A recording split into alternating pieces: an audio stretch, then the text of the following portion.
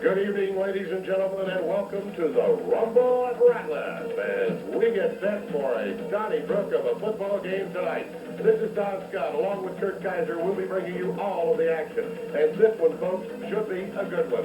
Kurt Kaiser's down on the field. He's got the starting lineup. Kurt?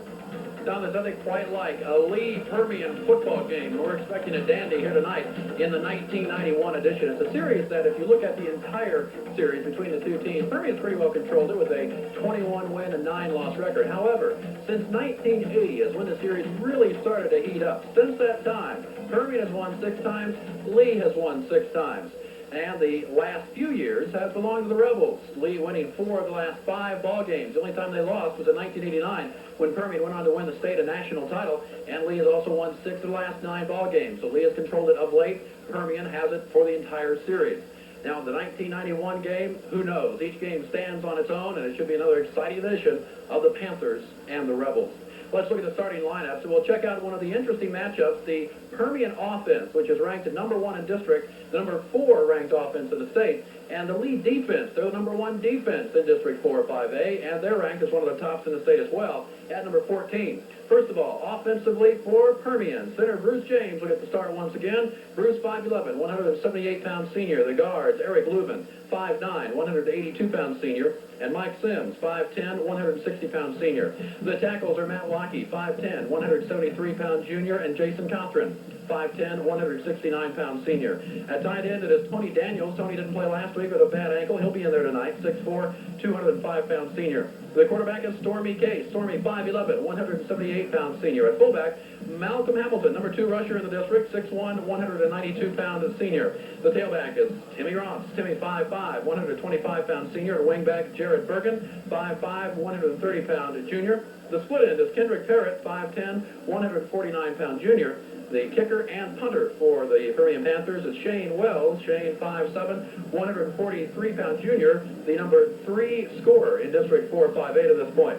Now let's check out the Rebels. Again, Lee comes in ranked number 1 in district. Their defense does, and number 14 in the state. They have surrendered just 143 yards per game, and they've given up an average of 4.8 points per game. Defensive tackles are Matt Tryon. Matt, 5'8", 195-pound senior. Bernard Oldham, 6', 200-pound junior. The defensive ends, Brett McNeil. Brett, 5'6", 180-pound senior. And Tony Olivas, 6', 180-pound junior. The linebacking core consists of James Ward, 6', 210-pound senior, and Jovan Chico Tellez. Chico is 5'11", 240-pound senior. Mark Seidenberger, the other linebacker, 6', 200-pound senior. The defensive backs, we start with Jake Crouch, and Jake is 5'9", 175-pound senior. Rod Strambler, 5'9", 175-pound junior. Henry Stewart, 5'10", 170-pound senior. Nathan Lambert, 5'10", 160-pound junior. The kicker for the Rebels is Todd Mead. Todd, an outstanding kicker, 5'8",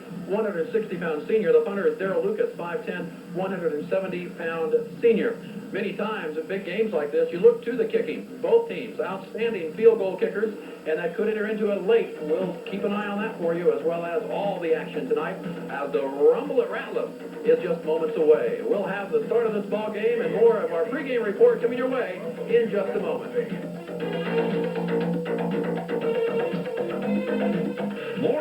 Well, ladies and gentlemen, we're back. Time for the Rumble at Ratliff. And it's about ready to get underway here. The pregame ceremonies are just about completed. The bands have finished. The Star-Spangled Banner has been played. All the niceties have been done. Now the captains from both teams are coming out on the field. They'll be meeting in the center of the field in just a few moments. And there's a lot of people who haven't got to their seat in the stadium yet. The parking lots are all full. They're parking on the grass at both the north end of the stadium and on the south end of the stadium. And there's a line of cars that's got to stretch for at least a half a mile back toward Midland on one of the approaching roads. This is Don Scott. I'll be bringing you the color tonight, and Kurt Kaiser will be bringing you the play-by-play. Kurt, I'm ready for this one. Don, we've been ready for a while. You know, in big games like this, you talk so much about what will happen. Everyone has an opinion as to what will happen on the field, and we're just about ready to find out what will happen and forget the speculation. But if we can speculate for just one more time, we're ready for a whale of a ball game with two 5-0 teams. And once again, it looks like this is a game that will decide the champion in District 4 5A. Well, it certainly can do that, Kurt. There's no doubt about that. There is another fly in the ointment, and that's a little bit to the east of here, in a place called San Angelo. They certainly have a claim and a team that we saw a couple of weeks ago that certainly has the capability of doing some things about taking over that crowd. But these two teams that we're meeting here tonight are almost certain to be two of the three teams from this district that go into the playoff round. And as the captains meet in the center of the field and exchange a little bit of a greeting there, and that's the last friendly thing they'll say until the end of this ball game, it's going to be, I think, an excellent high school football game. The crowd is certainly on hand. Over 20,000 people in the stands, and a lot of them still trying to get to their seats in the stands. But the stands are pretty well full. Yeah, they really are right now. And again, there's a little bit more room, and I'm sure they'll get them in here. But a lot of people are going to be missing the kickoff, which will happen in just a few moments. Permian Panthers represented down on the field right now by Brian Tucker, Jason Cothran, and also Tony Daniels. For the Lee Rebels, their co-captains include Henry Stewart, Jovan Tellez, Casey Jones, and Keith Boyd. There you see the Rebels just about ready to burst through their banner. The Panthers will do the same at the near side of the field. And one of the matchups that we talk about, Don, is the size of Lee versus the quickness of Permian. The lead line is just incredible. Okay, Permian has won the toss down on the field, and they've won the toss, and they will receive. They will be at the south end of the goal field. Lee will be kicking off from the north. So we've got that little bit of formalities out of the way, and I think it's going to be an interesting game. As you said, Kurt, the size of the Lee Rebels, they're a big, good-looking football team. They got some excellent-looking football players over there in the Lee white uniforms this evening, white and gray, and I assure you that they are ready to play football, and they've come out to play football. There's the two mascots as they're kind of raising a little ruckus among themselves out on the field right now. That's part of the game, part of the color. And here come the Rebels.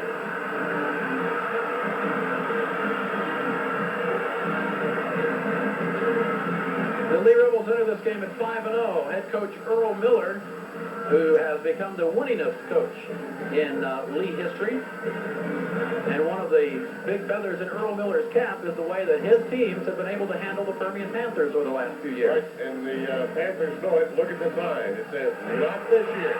Well, we'll have to see. They've got as the old boy says, the talking's been done. Now let's do the doing.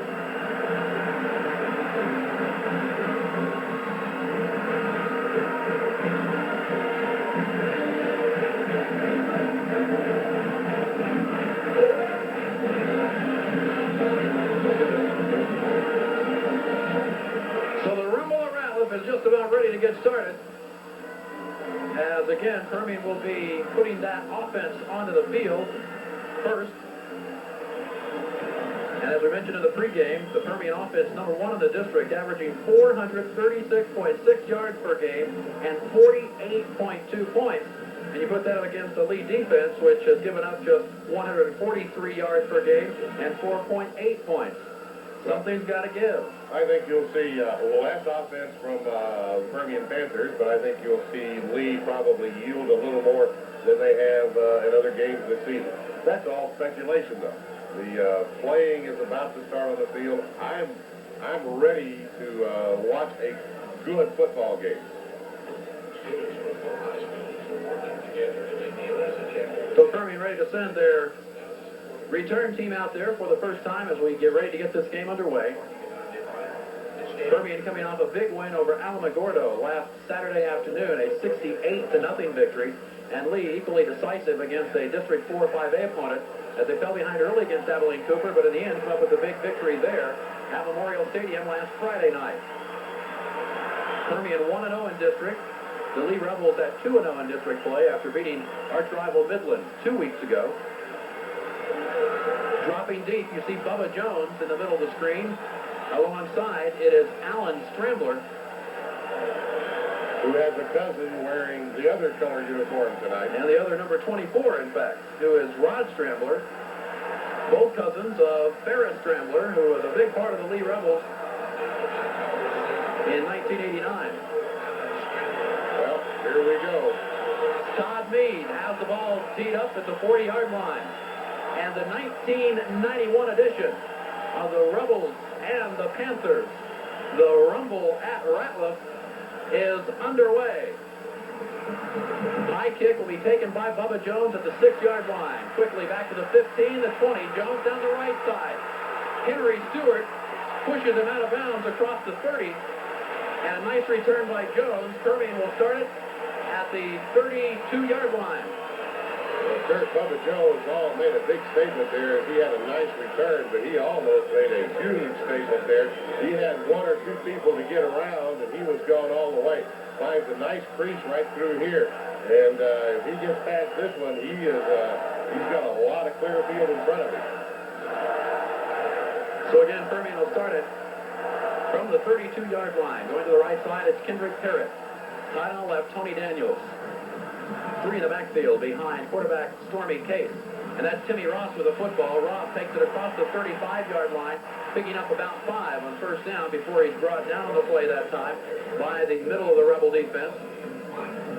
Well, here it is again. This is bread and butter Permian offense as Ross just picks his crease and moves up in there and does a neat job of running.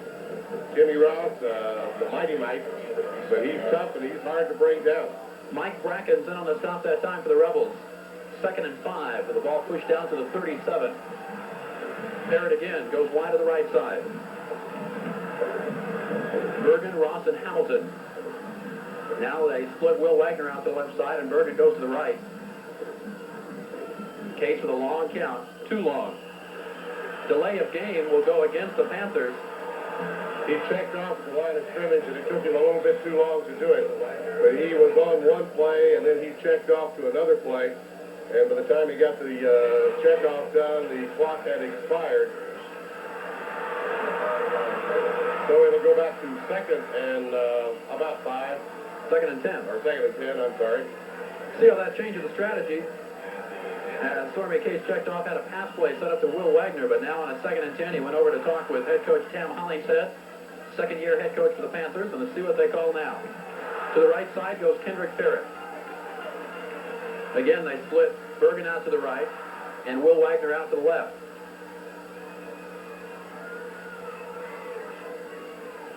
Same play. The pass to Will Wagner is incomplete. Underthrown. Defending on the play was Nathan Lambert for the Rebels. That'll be 3rd and 10 for Permian. Well, had very tight coverage, very good coverage that time of the Lee Rebels, as they had the field covered very, very well. Wagner just really never did get open. He could have waited another step or 2. He might have been more open. So the clock stops at 11:03 to go in the first quarter, the first offensive series for the Panthers. 3rd and 10 from the 32-yard line. Rebel defense trying to stop Permian as Will Wagner goes in motion. That's Case looking for Wagner, and it's incomplete, almost intercepted. In and out of the hands of Mike Brackens, but still the Rebels have held on the first series of the ball game. Actually, you'd have to say that went for no gain for Permian for the 3 downs there as they end up with a 4th and 10. They actually did have a 5-yard gain on the first play, then went into a penalty mode, and they never were able to pull out of it. Ball a little overthrown that time, and Brackens came very, very close to making the interception. And now Mike Brackens drops deep for the Rebels. He'll be at his 32-yard line, along with Henry Stewart. But before that, we've got a timeout called by Permian, a mix-up on the kick team. And so Permian uses the timeout early in this ball game, and the Rebel fans on the far side of Rattler Stadium are giving their team a big hand.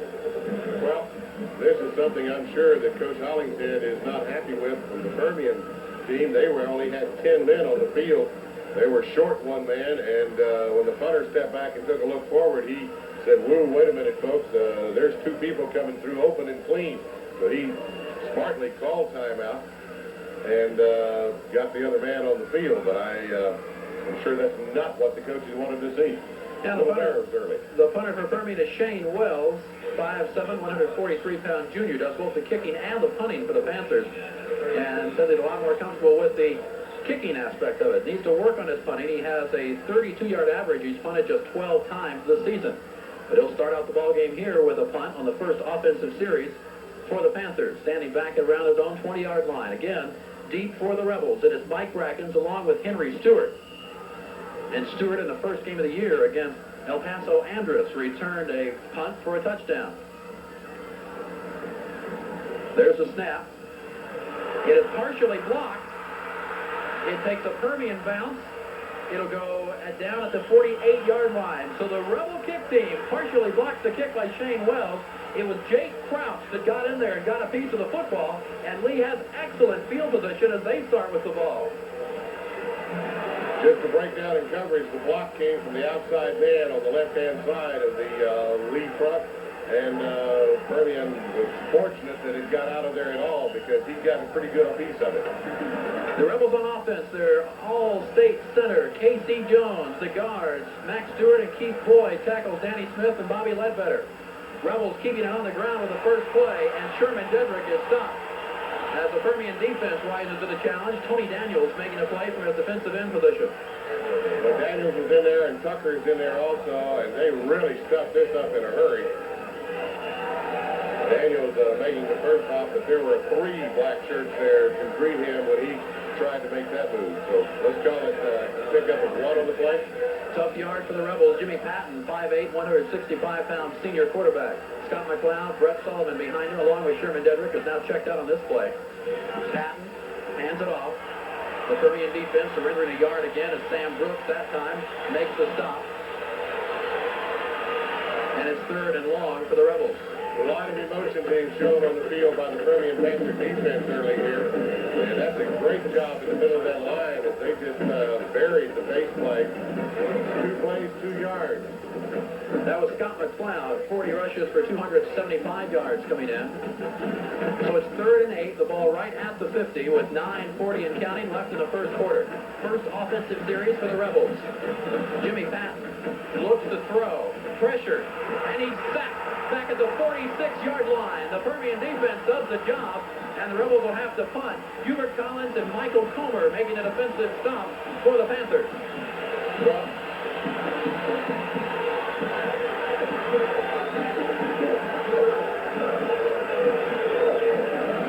Jimmy Patton does not throw very often. In fact, he is just 8 for 18. Good completion ratio, but has not put the ball in the air very often during the first 5 games.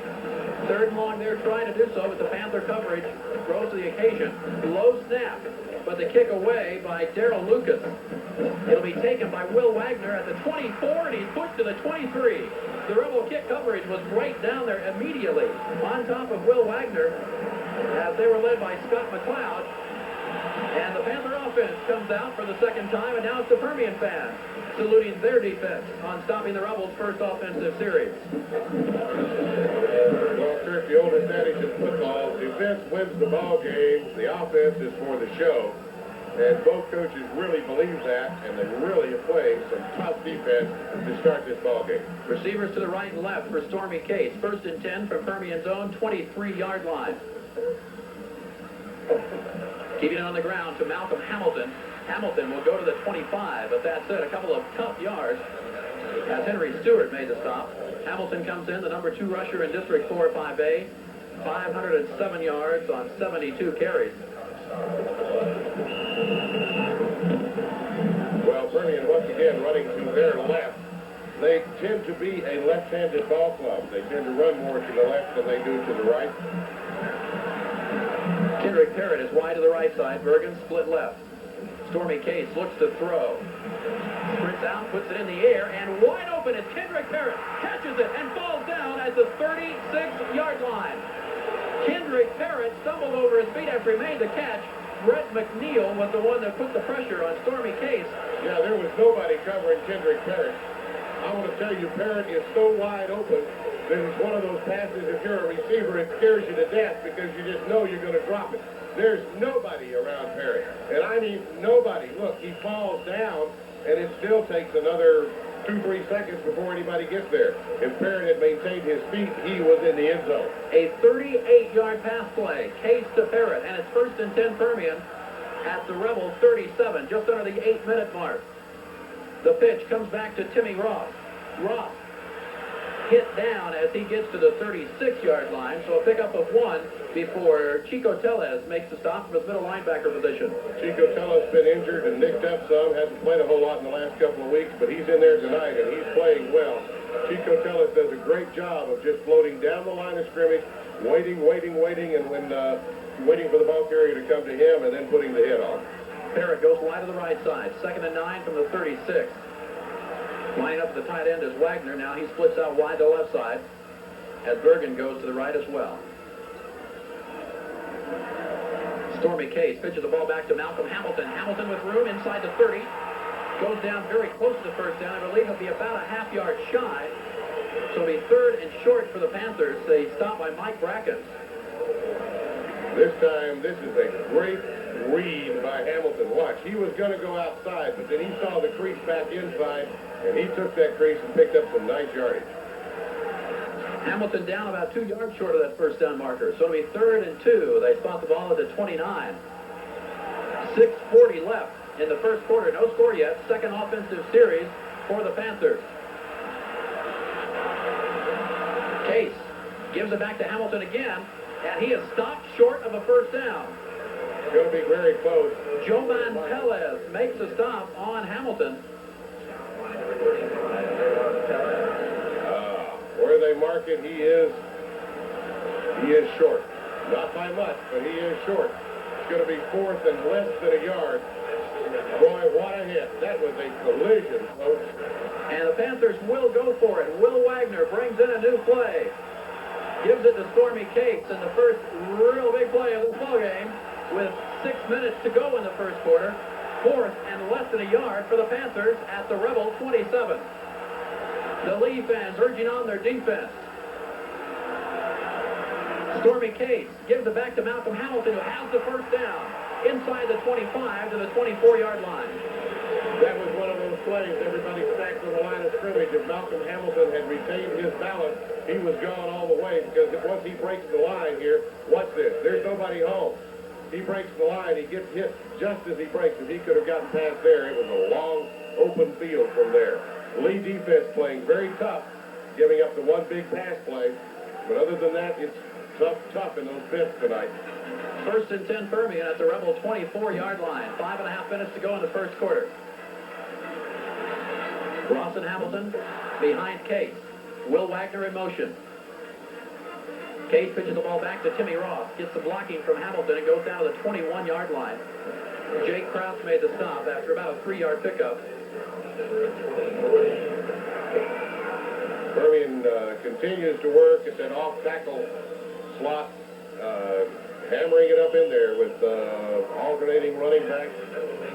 That's their bread and butter type offense. That's what they do best. John Williams checks into the lineup for Permian. Williams, 225 yards last week in Permian's big win over Alamogordo. 2nd and 7 from the 21. Case pitches the ball back to Williams. Williams trying to turn the corner, does so. He's inside the 10 and down at the 1-yard line. Henry Stewart pushed him out. The Panther fans think he was in, but he was down at the 1-foot line. He is real close to going in. Let's take another look. Folks, this is what speed does for you. A great block right there and another great block that Hamilton threw. But watch this. This is just speed and very close. If he'd have had the ball in the other hand, I think it would have been a touchdown. First and goal, Permian trying to break the scoreless tie. Stormy Case hands it off, and that's a mojo touchdown. Malcolm Hamilton takes it in for 6. Well, let me tell you, it took the officials a while to signal that because there was a pound up in that line in there. They hit really, really hard. Let's take another look. Got to be some fine blocks on the line. There's one of them, a great block by the left guard. Left guard for Permian is Mike Sims. He does a heck of a job there, cutting down and opening a pass for Hamilton. Try for the extra point by Shane Wells. Snap back, ball down, and a kick is no good. Wide to the right side for Shane Wells. So Permian's lead with 4:37 remaining in the first quarter is 6-0. Only the second miss all year long for Shane Wells. Well, came in as the third leading scorer in the district after he had hit on 32 extra points. I called for a very, very close ball game with 1 or 2 points difference one way or the other. That is a miss that Permian may live to regret. The scoring drive for Permian, 9 plays, 77 yards. It took them 4 minutes and 16 seconds. 2 big plays, as you see the touchdown there by Malcolm Hamilton. 2 big plays, one on the pass from Stormy Case to Kendrick Parrott, and the other, the run by John Williams.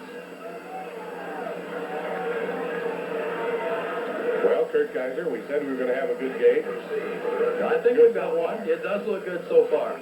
And I want to tell you this, there are a lot of people that are really going to want to watch the first part of this because they're still coming in. Still over a quarter of a mile of cars out there, and they're parking all over the grass everywhere. They're still parking cars as the line continues to come into the stadium. Shane Wells will kick it on down the field. The kick will go into the end zone as Marlon Henry watches it and will down it in the end zone for the touchback. So Lee will begin it, 1st and 10 from the 20-yard line with 4 minutes and 37 seconds to go in the first quarter of play.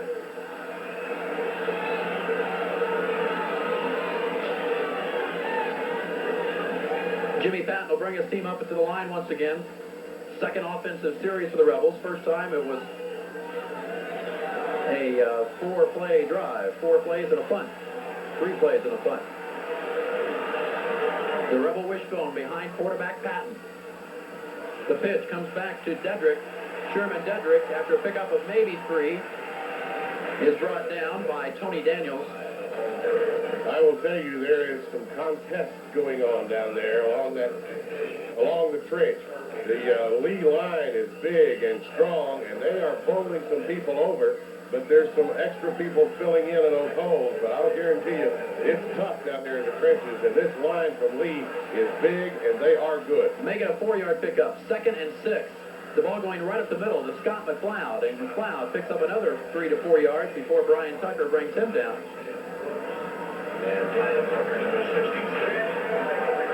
That'll bring up a 3rd down for the Rebels, 3rd and short, 3rd and about 2. Well, the last 2 plays, as the ball is set, there's a white wave that just engulfs the line of scrimmage, and that is exactly what they've been able to gain, is what the line is getting to push. And they're getting a good push from the Rebel line at this point in the game. 3.5 minutes to go in the first quarter. Patton hands it off to McLeod, who's hit, tries to spin away from it, can't do so. Michael Comer got a hold of Scott McLeod and wouldn't let loose. Brian Tucker helped him out, and you see Comer, he's fired up for the Permian defense and has stopped the Rebels for the second time. Well, great job by Comer, watching fill the hole. This is his job as that middle linebacker, and boy, does he make a hit when he fills the hole. That's just one of those tough plays. Tough hit. The back tried to spin out, just with no place to go. So the Rebels forced to punt. Darrell Lucas does the honors. High kick by Lucas. Chases Will Wagner back to the 29-yard line. He gets away from one tackle. Now has some blockers forming in front of him. Wagner down the sidelines. Wagner into lead territory. Needs a couple more blocks down to the 35-yard line. Brett Sullivan makes the stop. Wagner from the 29 to the 35. Well, Will Wagner does a great job of individual effort. Watch it. He is trapped right here. Then he gets a block. He sees the wall back behind him. He comes back the other way. Peel back block right here that helps him get loose. He gets another little block and tries to jog around one man. Couldn't quite get around him. Tremendous kick return. A 36-yard return by Will Wagner. 1st and 10 Panthers as the pitch comes to John Williams. Williams needs one block and gets it. He's inside the 30. Down the sidelines, forced out of bounds at the 27-yard line. As it was Henry Stewart that pushes Williams out. Tell you what, Williams has a tremendous amount of speed. I mean, this is pure speed, friends. I mean, Lee's not playing or not doing a bad job of defense. They're stringing it out, but they just can't quite get there. Great blocking out in front that time, and I can't tell who it is. I'm not sure. I thought it was Will Wagner at first, but I'm still not sure. Perhaps whoever it was did a good job in keeping the Rebels at bay. 2nd and 2 from the 27-yard line. 2:33 to go in the first quarter. Case gives it up the middle to Malcolm Hamilton. He has the first, I believe. The speed of Williams outside, the power of Hamilton up the middle. Tony Olivas on the tackle, defensive end, a 6'1", 180-pound junior. Picks up the first down, sets him up with 1st and 10 on just inside the 25-yard line. Lee Rebel defense, one of the best in the state. They need to buckle up right now. Kendrick Parrott goes wide to the right side. Now Bergen splits out right. Wagner to the left. 2 in the backfield behind Stormy Case. Now he puts Timmy Ross in motion as well. Case gets the pass away, looking for Will Wagner, and it's incomplete. Just a little high for Wagner as Nathan Lambert was defending. Wagner a little slow in getting up, but he's back on his feet now as you see it again. He gets sandwiched pretty good. Look at the black between the two whites. I mean, he gets sandwiched pretty good down there on the goal line. Rod Strambler also back there defending for Lee. Clock will stop. 2:02 to go in the quarter. Still, all the fans are not inside Ratliff Stadium, and the first quarter is almost over. Stormy Case has Parrott to the right, 3 in his backfield. Gives it to Malcolm Hamilton. Hamilton does not break a block. The big defensive play by Jake Crouch as he came through there and tripped up Malcolm Hamilton. An excellent defensive effort by Crouch this time. Watch him as he's unblocked on the outside. The outside man, the wide receiver, is supposed to crack back on him. He didn't get the block. If he don't get the block, the play doesn't go. So a 2-yard loss on the play makes it 3rd and 12. Pushed back to the 27-yard line. Bruce James comes over the football, ready to give it back to Stormy Case on a big 3rd down play for the Panthers. Wagner in motion. The Rebel defense shifts. Case looks to throw. Gets it away, and it's incomplete. In and out of the hands of Will Wagner at the 20-yard line. So it'll be 4th down. Mike Bracken's defending for Lee as they check out Wagner on the sideline. And the Panthers will bring Shane Wells on to try to get 3 out of this. Wagner gets a tough hit that time. I mean, a tough hit on the sideline. He really took a rap after he caught the ball. The oldest adage in the world, might as well catch it. He's going to get hit anyway. Ball will be spotted at the 34-yard line for a 44-yard attempt from junior kicker Shane Wells. Snap back, ball down. The kick is up, and it is good. Shane Wells puts it in from 44 yards out. Always amazing to me, Kurt. You miss an extra point from 3 yards away, and then you kick one from 44. But if you watch it again, the job that Stormy Case did in getting the ball down right before that kick really made the attempt. That kick was just barely inside. Watching on the replay, you could actually see the shadow of the ball on the goalpost. Fred, that's close.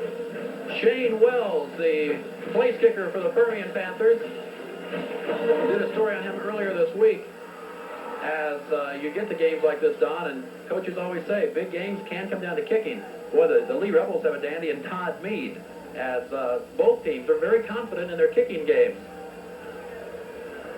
Watch the shadow. See it right there? Just barely does clear inside that goalpost. Boy, that's about as close as it can get. So the Panthers tack on 3 more, and it's 1 minute and 12 seconds left to go in the first quarter. Permian has a 9-0 lead. That touchdown set up for the good punt return by Will Wagner of 36 yards. So Shane Wells, who has a black shoe on the left side and a white shoe on the right, the white, a special kicking shoe which he uses, ready to kick it on down the field to the Rebels. Low kick, bounces at the 16-yard line, brought in by Lee, fumble on the play. Rebels pick it up, it's still on the turf, it's loose. It looks like the Rebels have recovered it though, back at the 14-yard line.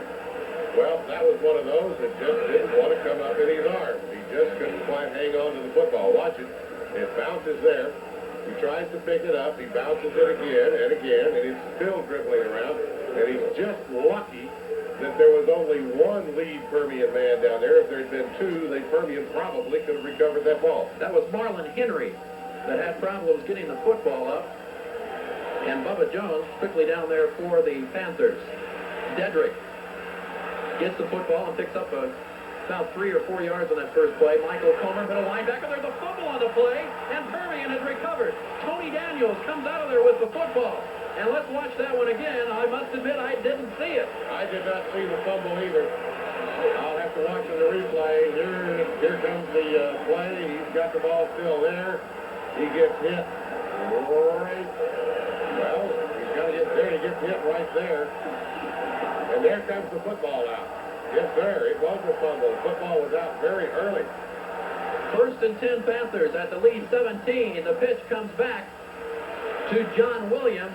Williams forced out of bounds at the 15-yard line as Mike Bracken pushes him out. The Permian trying to take advantage of the first turnover of the night. They almost got the football on the kick, but Lee kept it. However, the Rebels did not keep it on the first offensive series, or the first play from that series. 3-yard pickup for Williams. It'll be 2nd and 7. Well, Kirk, we warned everybody to leave home early and get here early because it was going to be a mob, and they're still coming into the stadium. Some people have not claimed their seats yet. 2nd and 6 Panthers at the 13-yard line. Stormy Case, senior quarterback, gives it to Malcolm Hamilton. Hamilton cuts up inside the 15 and pulls the Rebels to the 11-yard line. It was Jake Crouch, one of the Rebels there, along with Henry Stewart. Well, Hamilton missed his cut just a little bit that time. He saw that he should have cut right there instead of where he cut. If he'd have cut about 1 step sooner, he probably would have gained another 4 or 5 yards. It'll be 3rd and 4 Permian at the Lee 11-yard line. 23 seconds and counting left in the first quarter of play. Pitch comes back to Case in the end zone. That's a mojo touchdown. In the game at quarterback was Dennis Graham. He pitches it to Stormy Case, and it was Will Wagner alone for 6. Well, they've done it a couple of other times this year.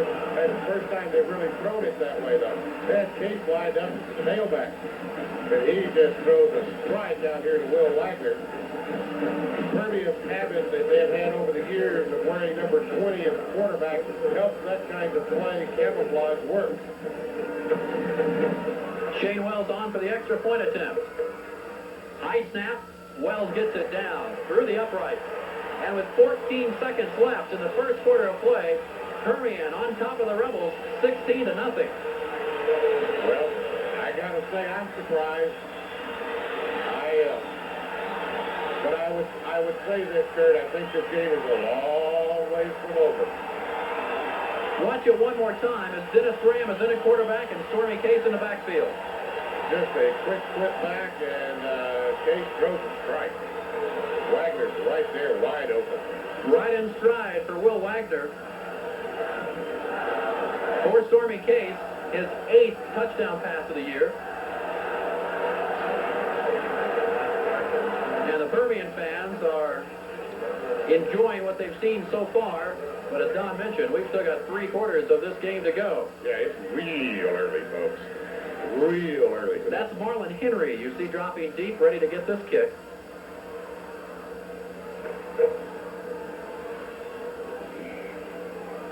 And it looks like that about the time the first quarter ends, the last cars will make it into the parking lot. Now, that's not fans into the stadium yet. That means they're in the parking lot, so it'll still take them a while to get here. Boy, I tell you what, it is amazing. This is a full house crowd. Shane Wells sends the Rebels deep. And very wisely, Mike Rackens decides to down in the end zone and bring it out to the 20-yard line. So the Rebels will start at 1st and 10 from the 20 with 14 seconds left to go in the first quarter of play. And the Panthers the early 16-0 lead. Well, Kurt, have you got a key to what's happened so far? The main thing in big games like this, Don, is take advantage when the other team lets you in the door. And Permian was able to get the fumble. They did take advantage. Randy Mays, defensive coordinator, likes what his defense is doing. They haven't allowed a first down yet for the Rebels. And again, the Permian defense is tough, with Brian Tucker making the big hit as the Rebels keep it on the ground to Brett Sullivan. And that'll be the last play of the first quarter as Lee picks up 4 to make it 2nd and 6. But after 1 complete, the 1991 edition of the Rebels and the Panthers, the Rumble at Ratliff, Permian leads it 16-0. This is a Super 7 Sports Special. Has stopped the Rebels on every series so far. 2nd and 6. Starting from the 24-yard line now to begin the second quarter of play. Jimmy Patton has the wishbone behind him. Movement along the line. No flags. Yes, there are flags. The flags will come out now. The whistle blew, but there are no flags. It looked like the Rebels jumped offside. Somebody a little quick on the snap count there. Wait a minute. Well, I'm not sure which side it's on. They're still discussing it. Well, I'm not sure what I saw. On the replay, I'm not sure I saw anything. They're going to wave the flag off. I'm sorry, folks. I really didn't see anything either. We're rolling it back here. Let's take a look again and see. There's the ball already snapping before anybody moves. I'm sorry, I didn't see anything. The whistles blow once again, and the officials will decide what they're going to do. Having a hard time getting the second quarter underway. The official going over to explain to Cam Hollingshead, head coach of the Panthers, exactly what that call was.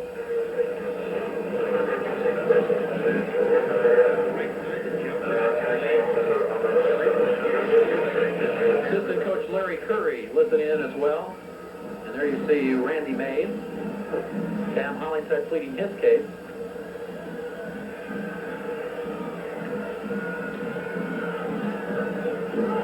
And I'm really not thinking that it's an offside call. I think this is some kind of a procedural call, and I'm not sure what it was. But Cam Hollingshead is pleading his case. And they're calling a timeout on Permian. So the Panthers will use their second timeout. He called that on the coach because the coach talked to him too long.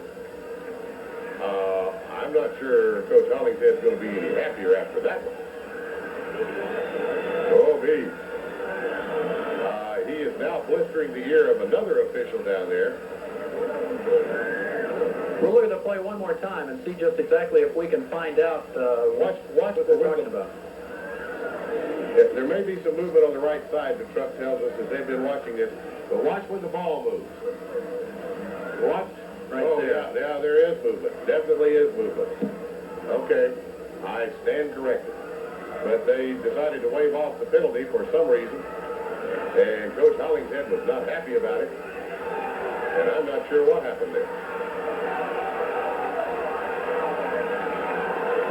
So after the timeout, we're ready to get back to football. Well, that's Permian's second time out in the first half of play. If this were the second half, that might be a little more crucial. 2nd and 6 from the 24-yard line. Up the middle, running room for the Rebels, a first down carry. As that was Scott McLeod, brought down by Will Wagner and Tony Perez. The first down of the game for the Rebels on a big carry by McLeod.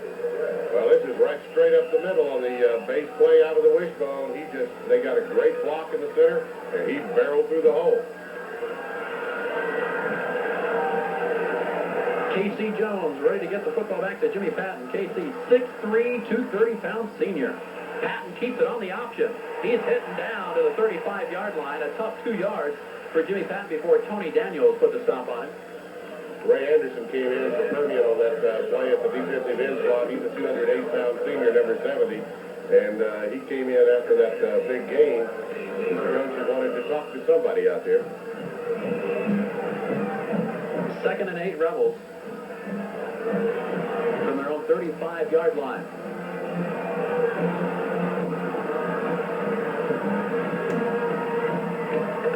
Patton to throw. Looking long and nobody home as the pass was intended, I believe, for Ryan Tucker. Well away from Ryan. Cole Peterson was the one who was chasing the ball. He acted like he was the receiver going after him. Good job of faking into the line. Just put a little too much oomph on it. So the clock will stop with 10 minutes and 59 seconds to go in the first half. Lee faced with a 3rd and 8 from their 35-yard line.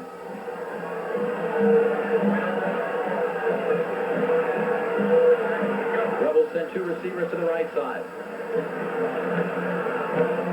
Patton on the draw. Lee stops. What a hit. Michael Comer, the middle linebacker. 62. No, it's better. Tucker is the one who really put the helmet in him. Okay, that's Brian Tucker. Brian Tucker, right? Brian Tucker, 3rd-year starter. Does he put a lift on him? Watch this. As Tucker slides over to the side, Comer gets the first strike here. No? Well, watch, but there is Tucker, and boy, does he hit him and put him backwards. Sam Brooks also helping out. That was a mob. That was a mob. Kenny Williams, the one that was hit in the ball carrier for the Rebels. There's the kick by Darrell Lucas. Beautiful punt. Will Wagner at the 24-yard line. Back to the 30, Wagner to the 35 before he's brought down. The stop was made for the Lee Rebels that time by Casey Jones. Casey Jones, downfield. Let me tell you, folks, there's some intense hitting going on down there on the football field. I mean, there is some real, you used to say leather. I guess it's all plastic now. Yeah. But there's some real plastic banging around. So despite Lee picking up their first down of the ball game, the Permian defense stops them, forces another punting situation. It's 1st and 10 for the Panther offense now from their own 35-yard line. 10-10 to go in the first half. Stormy Case brings Jared Bergen in motion to the near side. Right up the middle to Malcolm Hamilton for a tough 1, maybe 2 yards. Line of scrimmage to 35. It was more than 2. They'll put it out to the 39-yard line. So a 4-yard pickup for Hamilton. Boy, it's tough in the pit. Clock is running under the 10-minute mark. Permian enjoying a 16-0 lead right now, and they have the football. Well, the greatest thing that Permian's been able to do in this first half is to keep their hands on the football. Their time of possession has been tremendous. Their defense has done a good job of getting in and out in a hurry, but they've managed some pretty good drives, and that makes a lot of difference. Bergen and Tucker to the right side. And a delay of game call, I believe, against the Panthers for the second time today. Permian will be pushed back 5 yards. Case was trying to check off. He was checking off, and he didn't get it done quick enough. He's over real quickly. Coach Hollingshead telling him what he wants him to do. And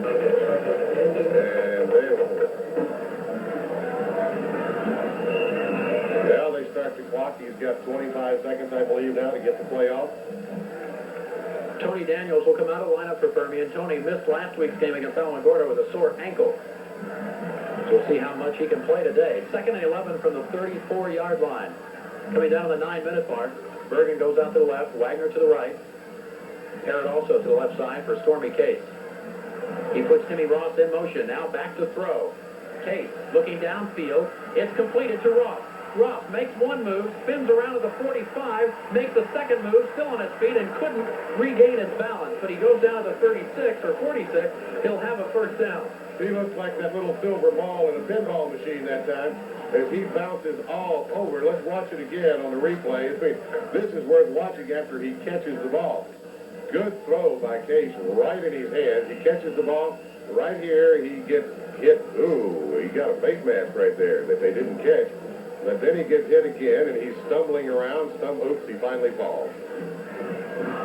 1st and 10 Permian at their own 47-yard line. 8.5 minutes to go in the first half of play. Wagner to the left side. 3 in the backfield behind Stormy Case.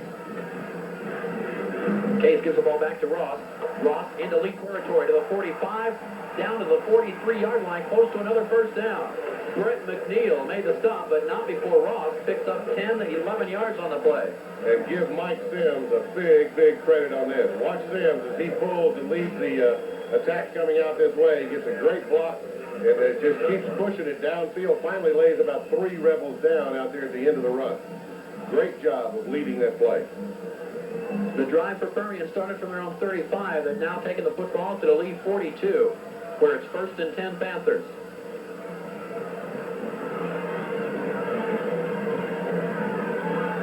Case, another long count.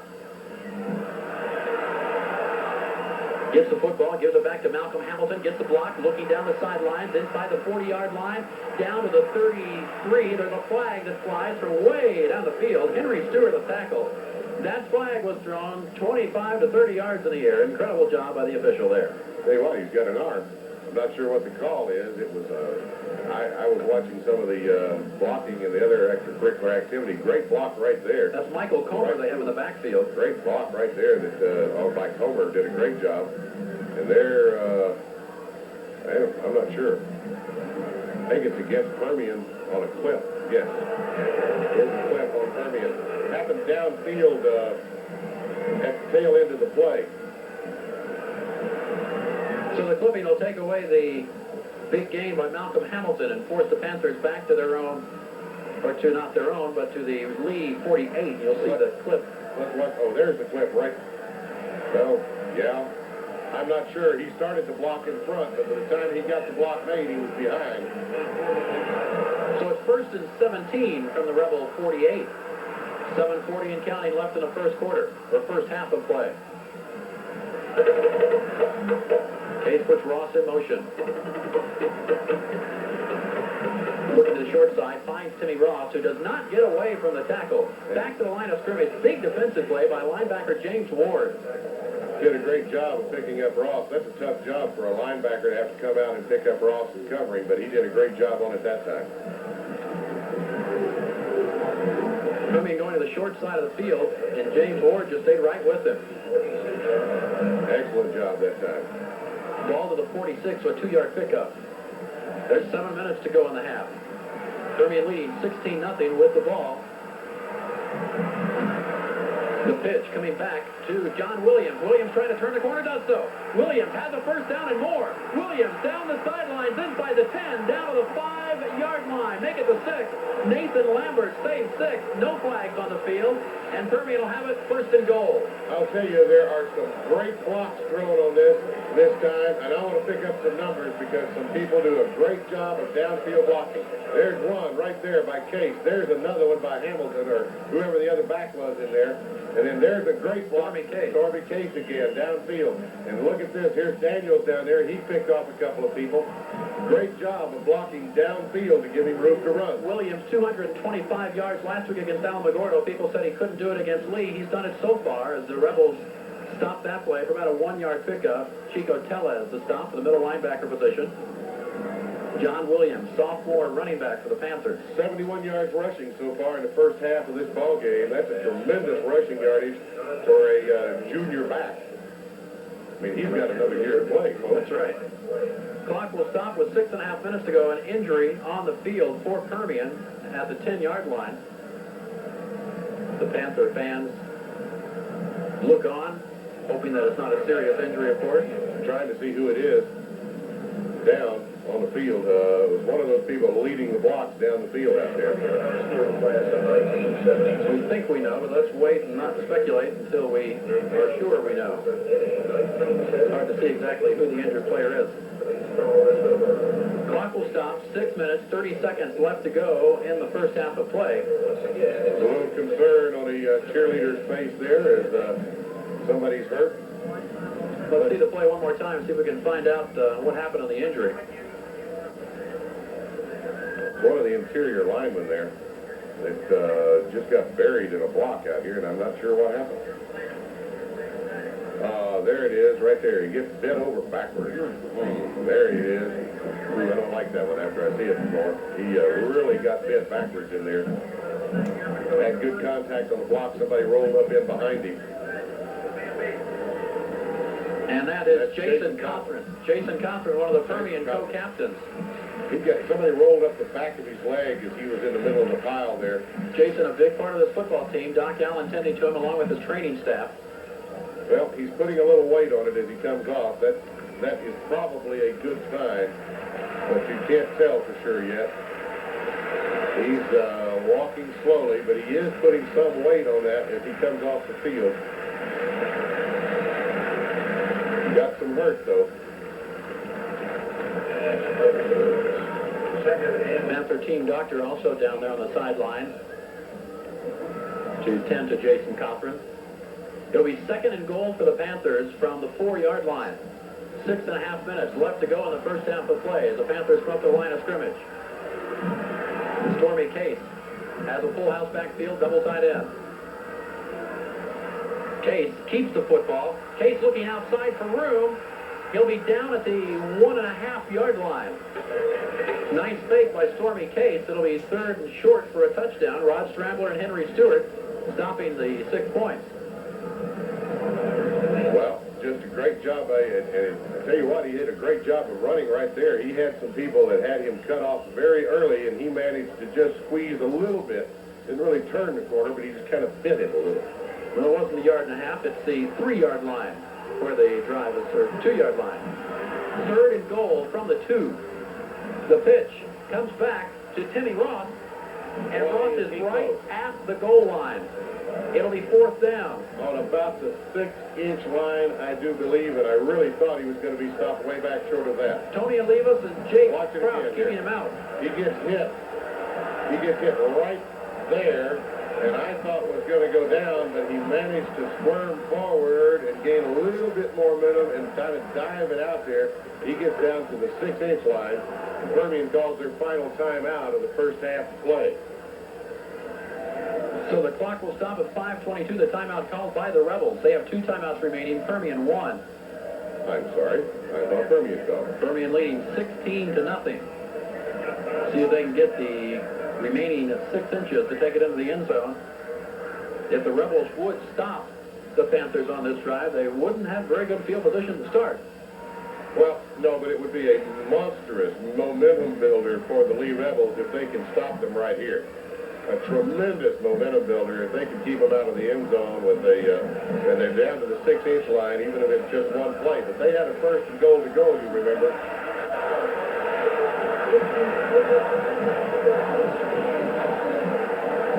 You can see the scoreboard wants the Panthers to go for it. Well, let's see what they're going to do. I don't see number 17. I don't see Mr. Wells anywhere out there, so it looks like Permian is going to go for it. It's 4th down. They got one shot. They got 6 inches to move the football. Bruce James at center. Stormy Case at quarterback. Case hands it off to Malcolm Hamilton, and that's a mojo touchdown. Malcolm Hamilton, his 2nd TD of the night. He takes it in for 6. And it looks like Permian will go for 2. Yes, I think you're right. I think they are going to go for 2 to try to make up for that extra point they missed early in the ball game. Hamilton, his 12th touchdown run of the year. He's had 2 tonight. They move the ball to the far hash mark, which is their prerogative to do so.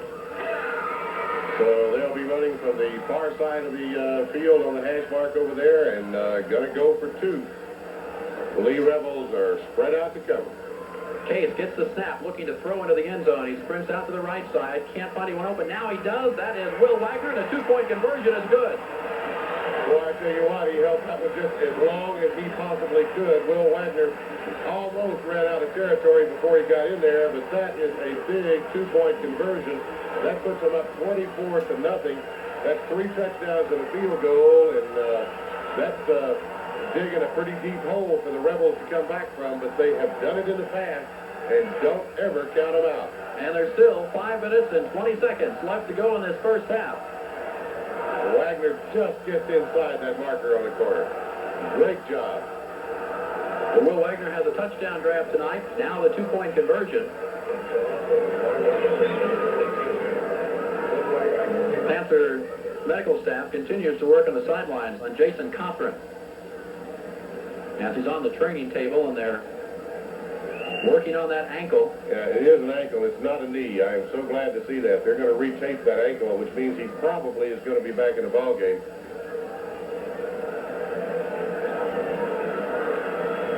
And there you get a good look at Jason Cothran, who hopefully will get back in there for Permian. Shane Wells with the kick. Taken by the Rebels. With running room, that's Keenan Henry. And Shane Wells is the one who stopped the play up over on the other side. He got up there and made the first real contact with the ball carrier. Watch this. Great run back here. Great block right there. Goodness gracious. Another great block right there. And Wells just kind of cuts through everything and kind of messes things up and lets everybody else get a hold of him. All the way out to the 44-yard line for Keenan Henry and the Rebels, who need some points here late in the half to get some momentum on their side. 1st and 10 as Patton hands the ball off. Well, Michael Comer the stop. Patton's a pretty good magician with that football. I didn't ever see that he handed it off. I thought he still had it. Sherman Dedrick, the ball carrier. The Rebels have spread out their running this year. McLeod, 40 carries coming in. Sullivan, 39, and Dedrick, 47. 1-yard pickup for Sherman Dedrick right there. 5'10", 170-pound junior. And it's 2nd and 9. The ball at the Rebels' own 45-yard line. Clock running. 4:40 left to go in the first half of play. Coming out wide to the left side, it's Damon Robinson. Patton puts it in the air. Robinson, he's hit. Oh, and it's incomplete. Will Wagner, what a hit. Lord of mercy, this does rattle your chops, friend. Oh, what a hit. Robinson was laid out. Whoa. I don't know how he got up from it. Watch it again. Watch this hit. Just as the ball gets there, call, whoa. And he wasn't about to hang on to that one, friend. Oh, what a hit. Will Wagner did a job. Oh, Wagner did it on offense and defense tonight for the Permian Panthers. 3rd and 9 Rebels. Clock stops, 4:27 to go in the half. Patton keeps it. He's down back at the line of scrimmage. A loss on the play. And the Permian defense has held again. Sam Brooks making the stop, I believe, that time for Permian. Defensive tackle, 6 foot, 196-pound senior. And lifted of a hand for the Mojo defense.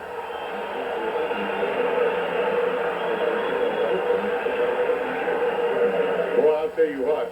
Will Wagner made the hit of the ball game. That's got to make my hit of the week list. I'll guarantee you that.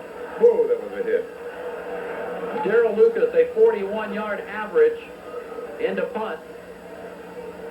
Gets a high kick away. Wagner calls for the fair catch and takes it at the 22-yard line with Roy Robinson looking him in the eyeball. So Permian will start at 1st and 10 with 3 minutes and 43 seconds left to go in the half from their own 22-yard line. Permian total offense up to this point is 187 yards in the first half of play. They were averaging 443, I think, a game going in. So and Lee averaging just 143 in giving up yardage. So Permian's offense has done a tremendous job so far tonight. 1st and 10 Panthers from the 22-yard line. Wagner's wide to the right side. Case looks to throw. He finds Wagner. Wagner's open. Now he's going deep. After Case pump, he's looking long. Wagner double teamed. It is incomplete. Well, Wagner faked it short and then went long, but he had two on him. Michael Brackens and also Jake Crouch. well, that was the little hook and go pattern, and he pulled the hook, but when he pulled the go, nobody bit from Lee. Nobody stayed home for the hook. They stayed right with him. And I think Case threw this one just about as far as his arm is capable of throwing it, and it just barely was over the arms of the defender. So the clock will stop with 3 minutes and 35 seconds left to go in the first half. 2nd and 10 from the 22. Parrott is to the right side. Bergen splits out right. Wagner left. Hand off to Malcolm Hamilton, who spins for a yard, maybe two. Permian keeping on the ground. Great defense that time by the middle of the Midland lead line. The Rebels line did a great job this time, just stuffing up all the holes. There was just no place to run. The two techniques don't get moved, and the defensive ends come in, and that spells major problems. Rebel defense needs to make the stop here, and their offense would still have about 2.5 minutes left in the first half And in which to work. Right, and could get some pretty decent field position on top of that. 3rd and 9 from the 23. That's Timmy Ross in motion. Stormy Case. Completed to Ross. First down, Permian, I believe. Let's see. Boy, is it going to be close. Rod Strambler pushed him out. Where he's marking it, yeah, they made it. It is a first down for the Panthers. Boy, was that close. But this is a good job once again by Case as he just drops the ball over the head of the linebacker to Ross, who manages to pick up that extra couple of yards, and that was enough to give him the first down. Timmy Ross, 2 catches tonight. 1st and 10 from the 33-yard line. Pitch comes to John Williams. Williams needs a block. Gets it, looking down the sideline. Williams forced out of bounds by Henry Stewart. He's out at the 50. Stewart making a play for the Rebels, but not before John Williams shows his speed again. I tell you what, I don't know what Williams runs a 40 in. I'm not sure it's really pertinent at this point, but I will tell you this much: whatever it is, it's quick, because the young man is what you would call sudden. 2 minutes, 38 seconds left to go in the first half. Permian leading 24-0. 50 yards away from the end zone as Stormy Case has receivers right and left. Malcolm Hamilton, the first to the 45-yard line. Pure power running by Malcolm Hamilton, and he does it about as well as anyone. He just lowers his head and gets good body lean and pounds up in there for some yardage. Chico Tellez, middle linebacker, making a stop on Hamilton. 2nd and 5 from the 45 as the clock moves. 2:15 left in the first half. They've got the big and the speed in there this time as Hamilton and Williams are in there. James pitching it back to Williams, and no room to run that time for John Williams as Mark Seidenberger led the charge. Seidenberger breaks down the blocking wall on the play side of the ball and just simply comes up and messes up the works for everybody. Excellent defensive play. This is the way you stop things. Great job by the defensive end. So it'll be 3rd and 5 for Permian as Jason Berlin checks into the lineup.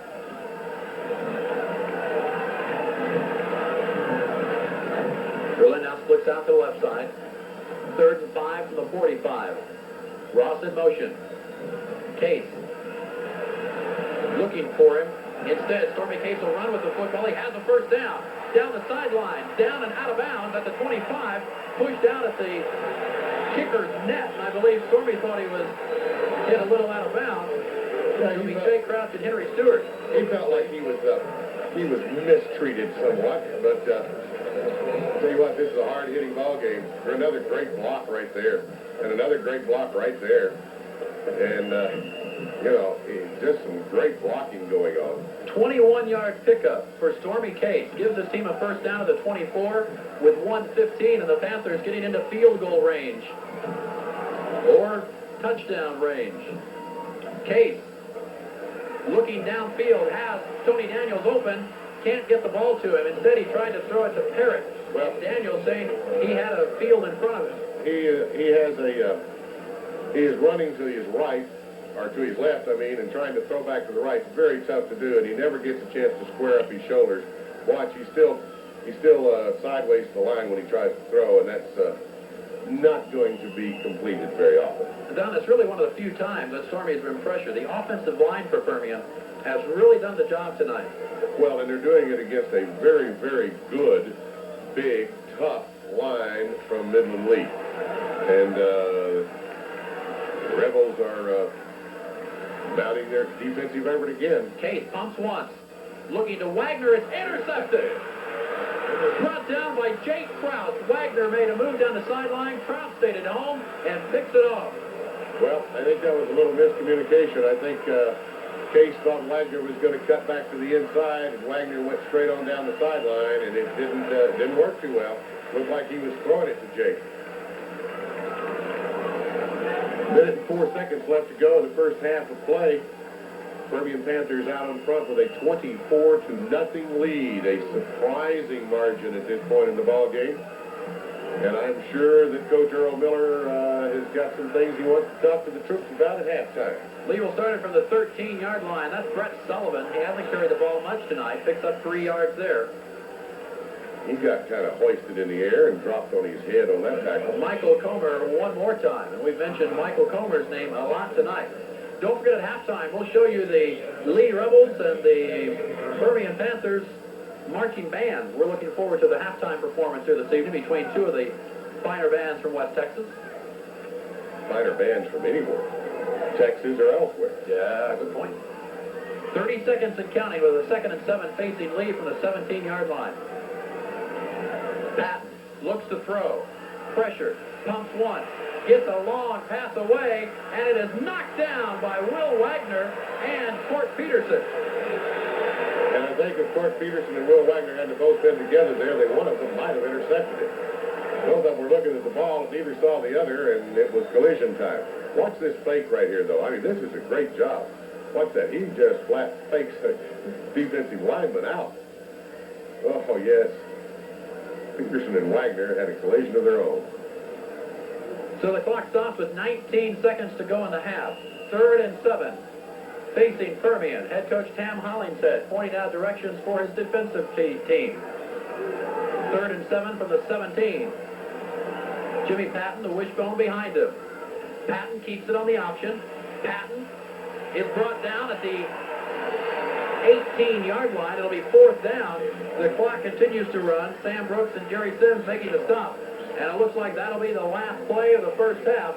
A first half that has belonged to the Permian Panthers. It's halftime in the 1991 Permian Lee football game, and the Panthers are in control. Permian leads it 24-0. Stay tuned for our halftime report. This is a Super 7 Sports production.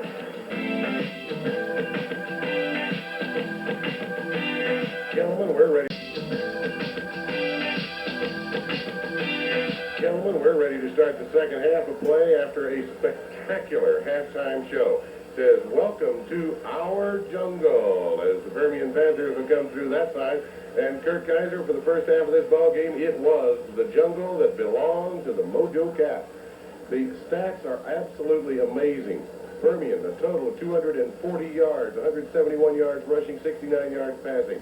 For the Lee Rebels, a total of 30 yards, all rushing. First down, Permian 14, Lee 1. In the number of plays run, Permian controlled the ball game. They ran 39 plays to 19 plays for the Lee Rebels in the first half of play. Those are the kinds of stats that add up to a huge advantage for Permian on the scoreboard, a 24-0 count. we've got a second half coming up. I don't know what Coach Earl Miller said in that locker room at the halftime, but I would imagine that the Lee Rebels are going to have some renewed determination as they come out on the field.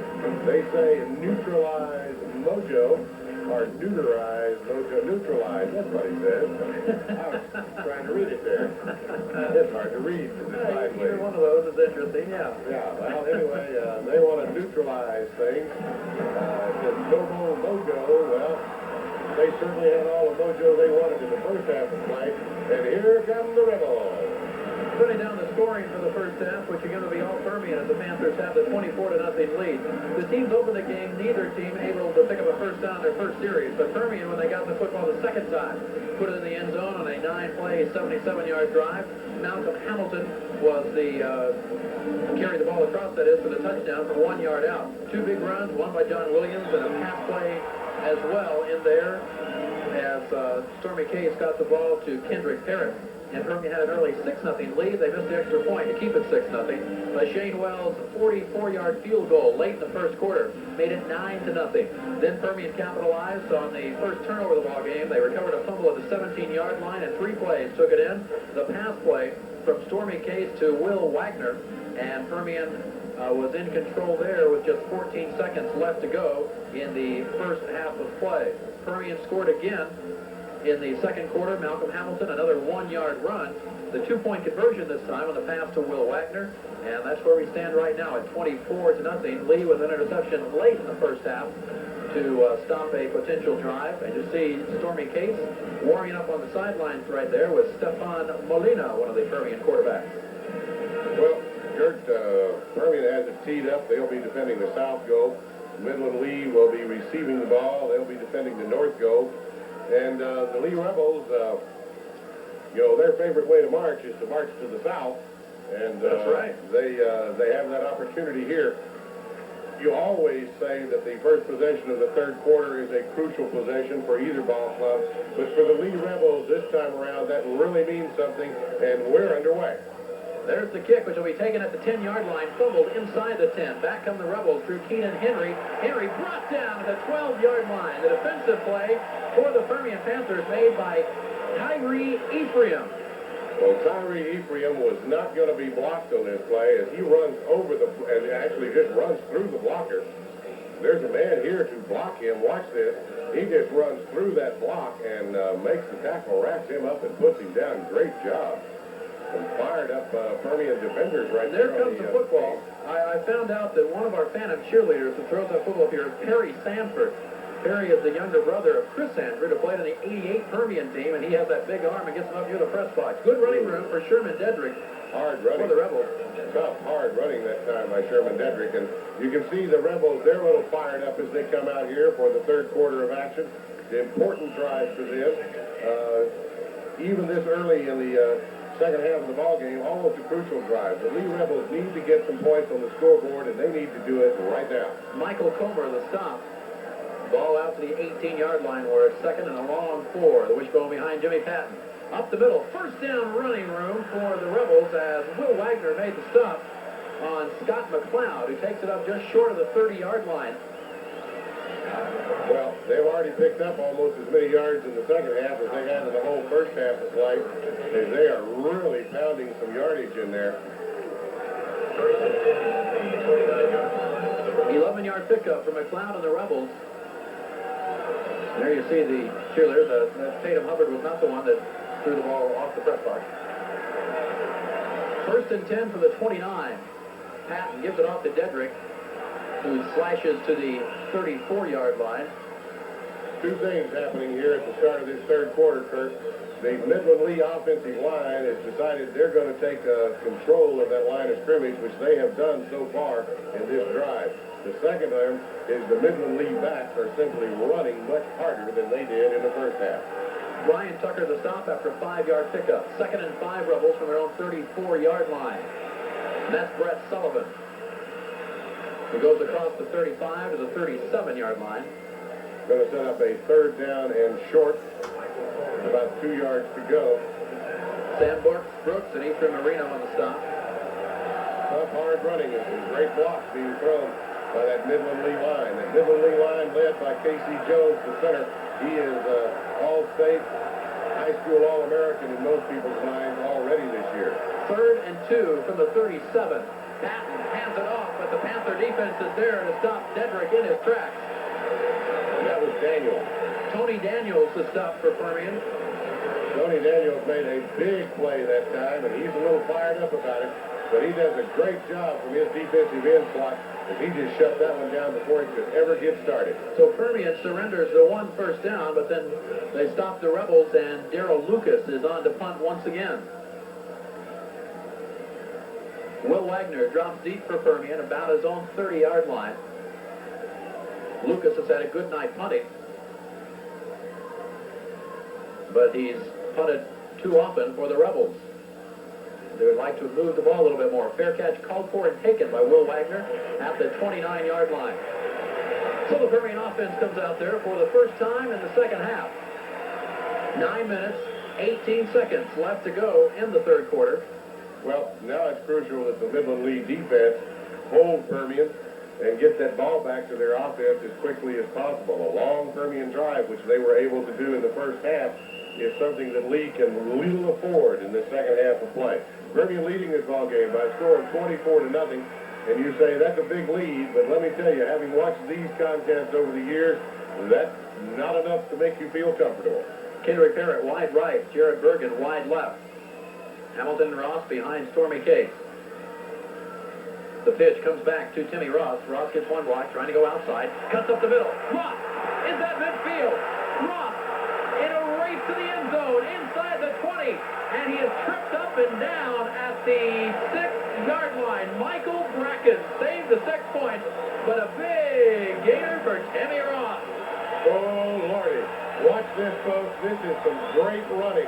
Timmy Ross gets a great block right there, does a great job of faking out a man there, and then it's just off to the races time, and he just couldn't run quite as fast as Bracken. Watch him. He just grabs the toe. A 65-yard pickup for Timmy Ross, and it's 1st and goal Permian.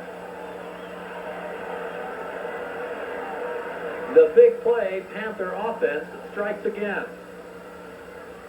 Case up the middle to Malcolm Hamilton.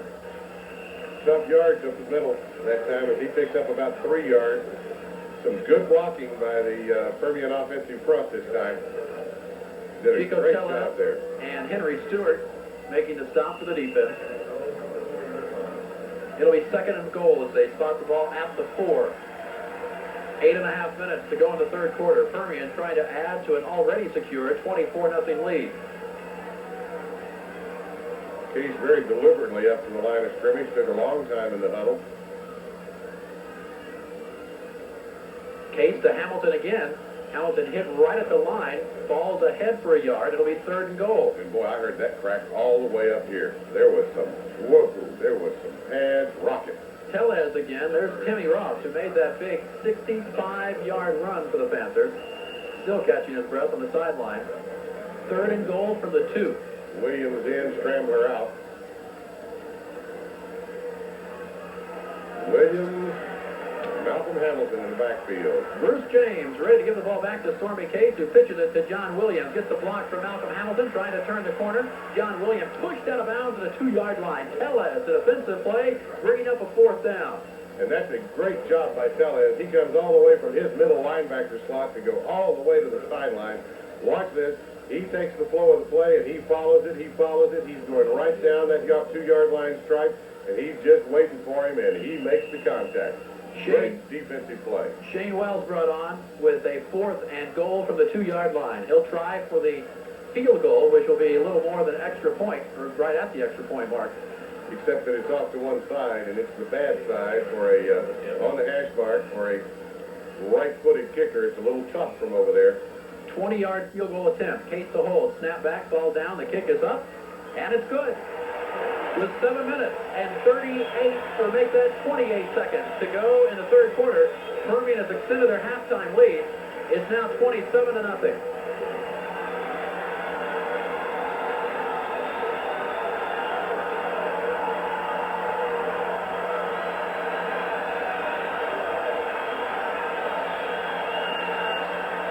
Shane Wells his 5th field goal of the year. He's had 2 tonight, a 44-yarder and a 20-yarder. Well, the Mojo side of the stadium is getting cranked up pretty loud down here below us.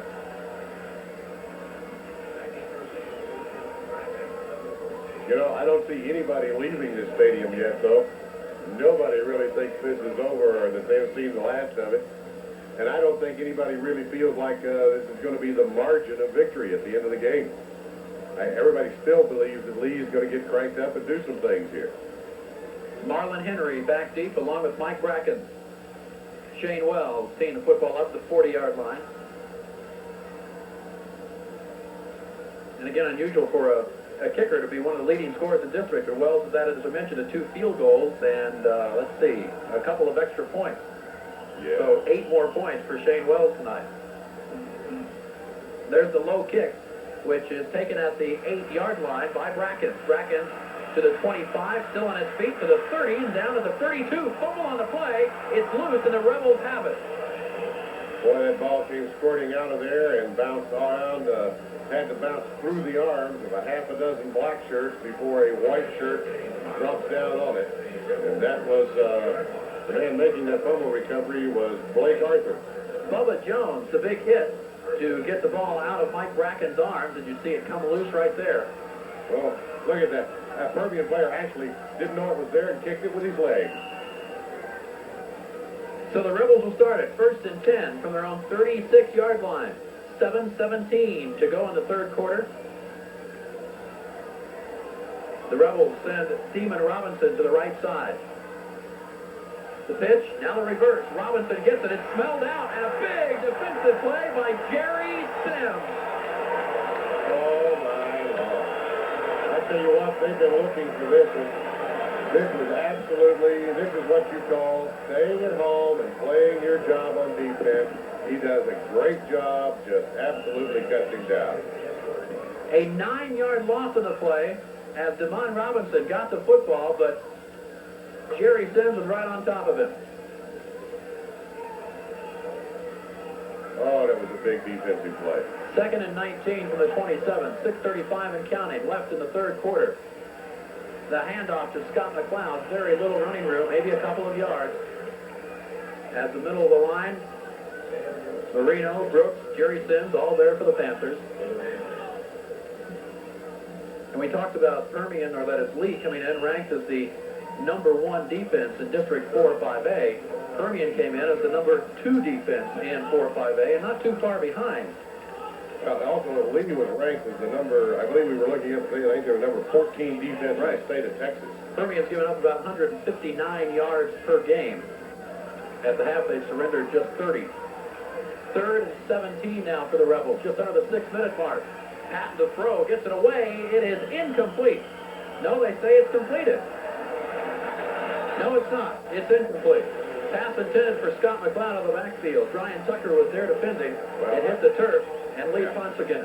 He did a nice job of scooping it up, but I didn't think that he had caught it. I was not positive. Even if he did catch the ball, the Rebels would be 9 yards short of a first down. Well, it came out and hit the turf first. Great job once again by the Permian defense. The big play that time was by Mike Sims. Will Wagner back to get the punt for the Panthers at around his own 35. Lucas the kick. High spiral. What a beautiful punt. Wagner back at his 20, calls the fair catch and takes it. Wow, what a kick by Darrell Lucas. What a punt. 50-yard punt. No wonder Lucas is the #1 punter in District 4-5A. He's shown why tonight. Or anywhere else. Lord. Tremendous punt and tremendous height on it. He had great coverage. They were sitting in Will Wagner's face. There's 5 minutes and 39 seconds left in the third quarter. Permian has a 27-0 lead, and they get the football for the second time this quarter. The first drive for the Panthers in this quarter ended with a field goal from Shane Wells. The pitch to Timmy Ross. Ross to the 24-yard line. Rod Stramwood at the stop on it. You know, we all always talk about the base play out of the wishbone and et cetera. Well, This is almost Permian base play. Just the student body right pitch, you know, the quick toss pitch, and Timmy Ross, by the way, kind of holding his arms strange as he came off the field that time. I believe he banged his shoulder pretty good. 2nd and 6 from the 24 as Doc Allen works on Timmy Ross's shoulder. 5 minutes to go in the third. As Case comes up the line, doesn't like what he sees, and calls a timeout.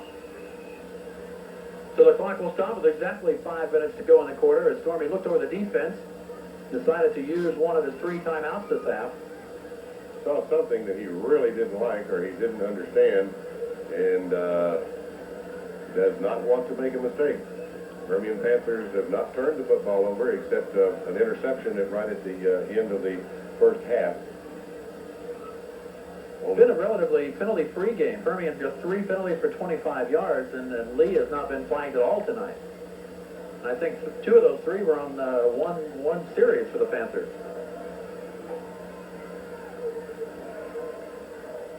It's been well played, and as we mentioned, and continue to mention, hard hitting. That's something I think goes along with any Lee Permian game. Well, any game played in West Texas on any Friday night. I mean, the West Texas football team's known, they may not have all the talent some of the people have in other parts of the world, but I'll guarantee you, they will get with you. 2nd and 6 from the 24.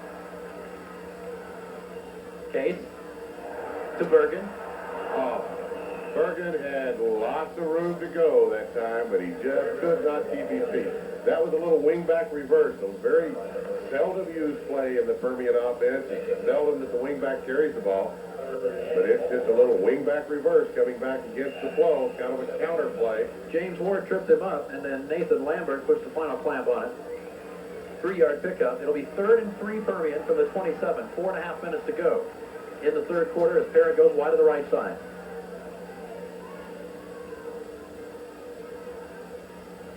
Case pitches the ball back to Timmy Ross, who has tripped up and hit in the backfield for a loss. Mark Seidenberger made the big play for Lee, and the Rebels have stopped Permian. Well, that's what their defense has to do. They have to be able to stop them, get them back off the field, and get their offense out there. This is only the second punt, I believe, for Permian in the ballgame. Maybe 3, 2 or 3. Yeah, not very many. 2. So Shane Wells, who has accounted for 8 points on the scoreboard, will get the kick away from about his own 15-yard line. Good snap. And a nice spiral by Wells. Back to the 27-yard line. That's Henry Stewart. Hemmed in and down. Was he hit? Oh. Making the stop was Bruce James along with Mike Boyer. And what a stick. You see Bruce James coming to the sidelines now. Boy, I mean, to tell you, this is what they call handing you your head on a platter. Oh, watch this. He gets hit right here, right. Oh, whoa, yes. Oh, yes. Oh. And Bruce charged him from 5 yards away and made the hit. 1st and 10 from the 35-yard line. Fumble on the play. I believe the Rebels go back to fall on it as Brett Sullivan was right there. Sam Brooks made the big hit for the Panthers. So a loss on the play. Line of scrimmage was the 35. That'll push it back to the 32. 2nd and 13 as we come down to the 3-minute mark. K.C. Jones, 230-pound center, gives it to Jimmy Patton. Ball handed off to Sherman Dedrick.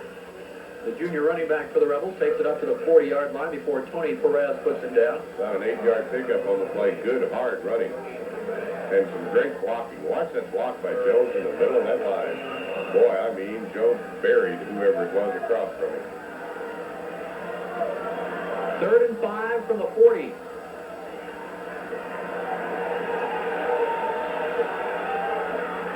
Patton pitching it back to Dedrick. He stopped short. Sherman Dedrick picked up a couple, but he'll still be 3 yards away, so it's a 4th down for the Rebels, and Jerry Sims was right there for the Panthers. Well, don't think they're going to punt it. I think they're going for it. They are. They're going for it. Lee will go on 4th and 3 from their own 42. What have they got to lose? Just under the 2-minute mark. No, No, they will punt. He's going back to punt. Didn't think they were. Daryl Lucas, a high snap, but he gets it. Wobbly kick. Taken by Wagner and knocked off his feet as soon as he caught the football by Scott McLeod. McLeod quickly downfield, and that's because of the great hang time that Daryl Lucas provides. I'll tell you what, Lucas is a tremendous, and that's a great open field tackle right there. Great job. Will Wagner's got good hands. He might have been, might be one that he would probably have preferred to take a fair catch on, but he didn't. Good job by Will hanging on to it. As soon as he catches it, he's hit. 1st and 10 Permian from the 19-yard line. Case at Parrott right, Bergen left.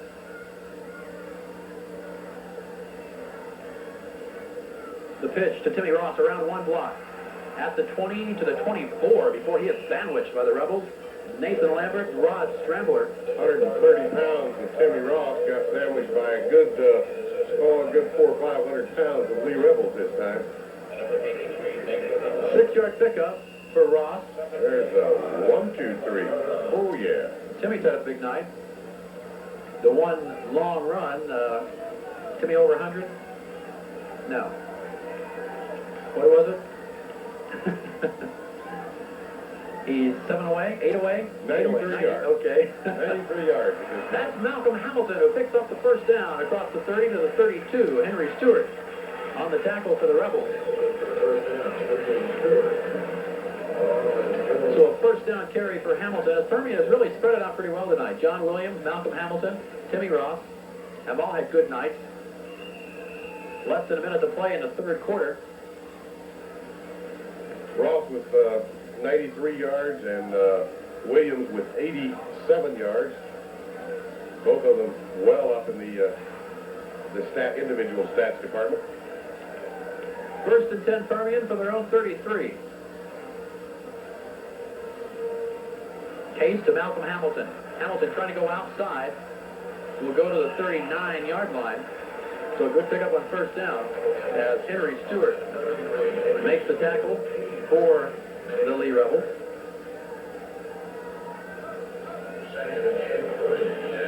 Seven-yard pickup.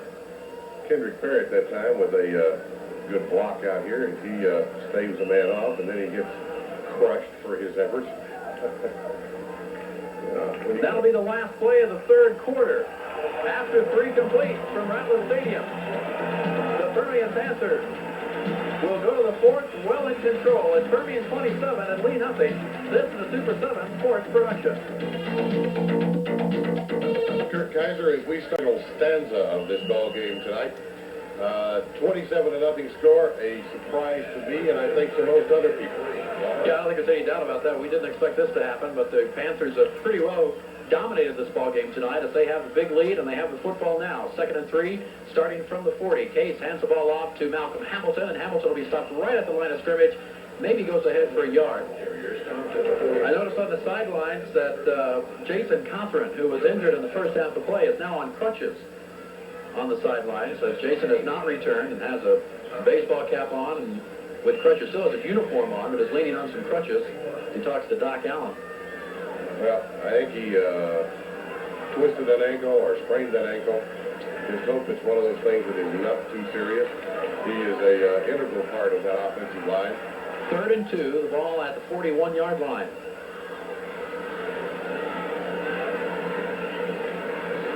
Case looks to throw, looking for Parrott. It is complete to the 45. That'll be a first down as they've marked as forward progress. Jake Crouch with the stop. They'll put it about the 44, but still good enough for the first down.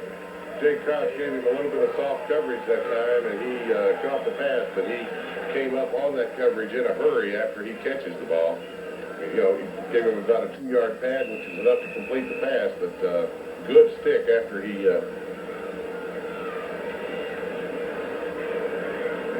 There you see Jay Crouch and the Rebel defense. Permian has it 1st and 10 from their own 44. Parrott is wide to the left side now. Splitting out to the left is Bergen.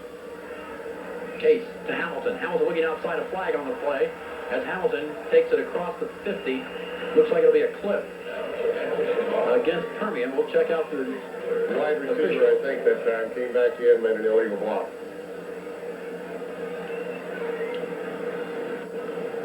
Watch it at the top of your screen. No, the flag was already out. Maybe an illegal motion penalty then at that point. What is the indication against the Panthers? Back. It's going to be a repeat of first down.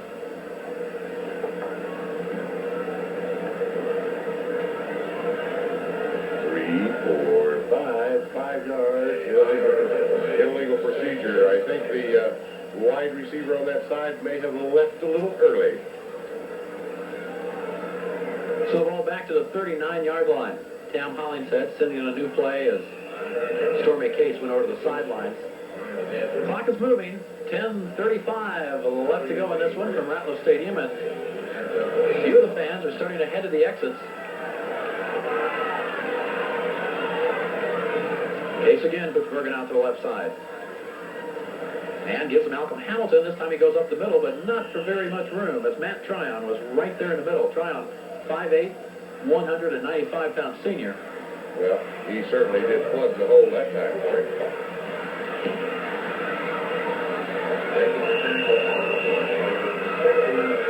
Clock continues to move, and Permian has a 2nd and 13.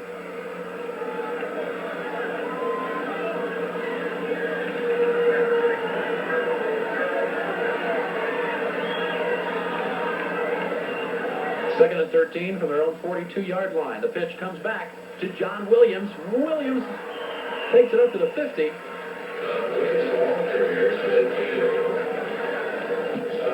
Well, Kurt Kaiser, with 9 minutes and 31 seconds left to go in the ball game, it is rapidly becoming apparent that this is going to rack up as a win, I think, for the Permian Panthers. The defense for Permian tonight has been outstanding, and the offense continues to be able to grind out some yardage. 3rd and 4. The ball right at the 50. Pitch to Williams. Gets a nice block from Hamilton. And is brought down short of a first down, though. Rod Strampler with the stop, and along with Nathan Lambert. And boy, I mean, he's just short of the first down. It's going to be a 4th down and about 1, but Permian will bring the punting team out.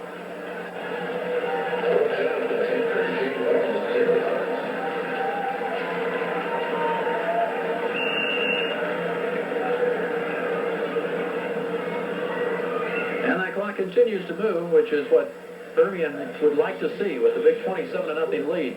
Permian led 24-0 at the half. They've added a field goal by Shane Wells, who now gets the punt away. I don't know if that was partially blocked or not, but a wobbly kick will take a Permian roll as it goes out of bounds at the 22-yard line.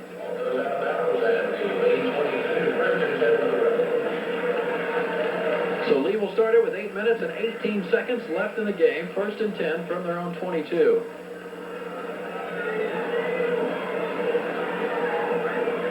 Well, Lee needs to get cranked up here. They need to start at this point playing for the rest of the season if nothing else, and they need to get that offense cranked up and some confidence built up in it. They were able to move the ball a little better here in the second half. A fumble on the play. Permian has it as Will Wagner is inside the 10, and that's a mojo touchdown for Will Wagner. Tony Perez made the hit, and Will Wagner picked it up and takes it in. Watch it real close here. I really thought that Will Wagner stepped out of bounds, but he may not have. There's the ball out and loose. Wagner picks it up right there.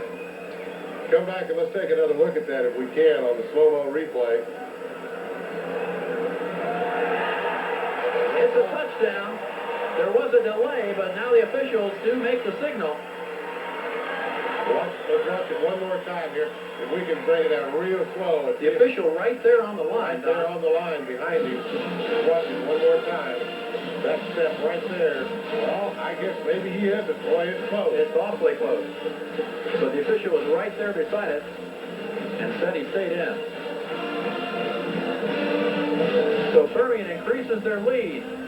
Shane Wells tries for the point after out of a stormy case hole, and it's good. No, it's not. It's off to the right side. It looked good, but it was wide to the right. That's two he's missed. That's two tonight. That's because I did the story on Shane earlier this week and jinxed it. You're not going to be welcome No. anymore. Well, at this point, 33-0 lead, 8 minutes, 17 seconds left to go in the ball game. Fans are beginning to leave on the far side of the field as the Lee Rebels have just found it was not their night. Very, very tough ball game. One time more, let's watch the replay. Just very close, but he does a great job of running with the football and gets on in. And officials had a little discussion afterwards, but they decided, yes, it is a touchdown. Gave it to them. They rack it up, 33 points on the scoreboard. And now the flow of traffic leaving the stadium is beginning to be rather heavy. I'd say there's two groups of people that are happy the game is this way. The Permian Panthers and probably the police department, because if 20,000 people left at once in a close game, it'd be a little more difficult. I'm not saying it's easy right now. There's still 20,000 people leaving the stadium, but it'll be spread out a little bit more this way. There's Shane Wells with the kick. Rebels take it at the 15-yard line. Marlon Henry back to the 30. Henry still on his feet. Now he's surrounded and down, and Shane Wells was in on the tackle.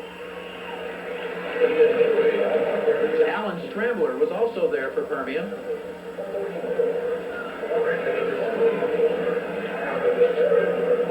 Well, the last time that I remember anything like this was two armies faced off over in the Middle East earlier this year, and I think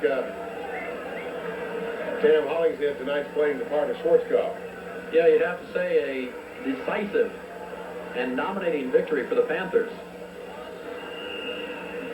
As Patton hands the ball off, Michael Comer, middle linebacker, makes a stop. Comer has certainly had his share of big plays tonight. Boy, there are a lot of Permian Panthers that have their share of big plays tonight. They have really done a job. But I will tell you something. I have still seen some of the best offensive linemen that I have seen all year long wearing white tonight. I mean, their offensive line at Midland Lee, they have got some real hosses in there. 2nd and 6 from the 34. The ball is loose. It's on the carpet, and it's still loose. Wagner picks it up. Will Wagner has the ball one more time, and he's trying to go down the sidelines. He will go down at the 47-yard line, and that's the second turnover in a matter of moments. And three fumbles that Will Wagner has picked up tonight. Has he got a magnet? Will Wagner's had a ball game. Keith Boyd. Oh, he just threw that one out of his arm as he was starting down. And they're bringing it back here to the 40-yard line. To where he picked it up.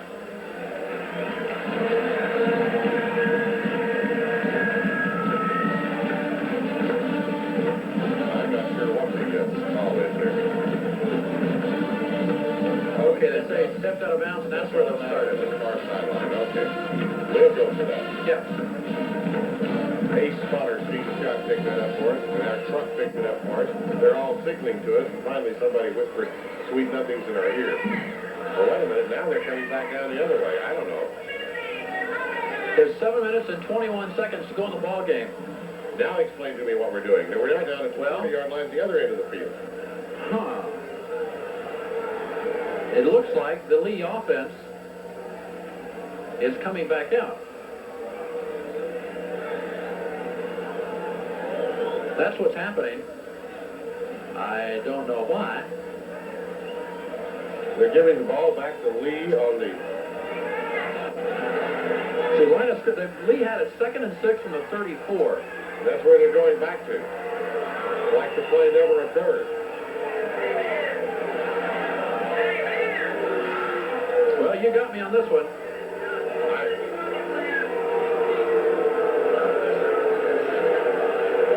2nd and 6 from the 34. So ignore what you just saw. Didn't happen. Brett Sullivan behind the line is hit for, well, he will get back to the line of scrimmage. It was Bernard. I have no, was it? Well, I tell you what, I have no idea what happened to that one. Jerry Sims. If they were saying he was down before he fumbled, It'd be about the 45. yeah, the ball would be out at the 45-yard line because that's where he went down. They had to say that the play didn't happen because they called it second down again. We're back to a third down now, so it was a no play for some reason. 3rd and 6 from the 34-yard line. And a timeout will be called by the Rebels. The clock will stop. 6:43 to go in the game. Permian leading at 33-0.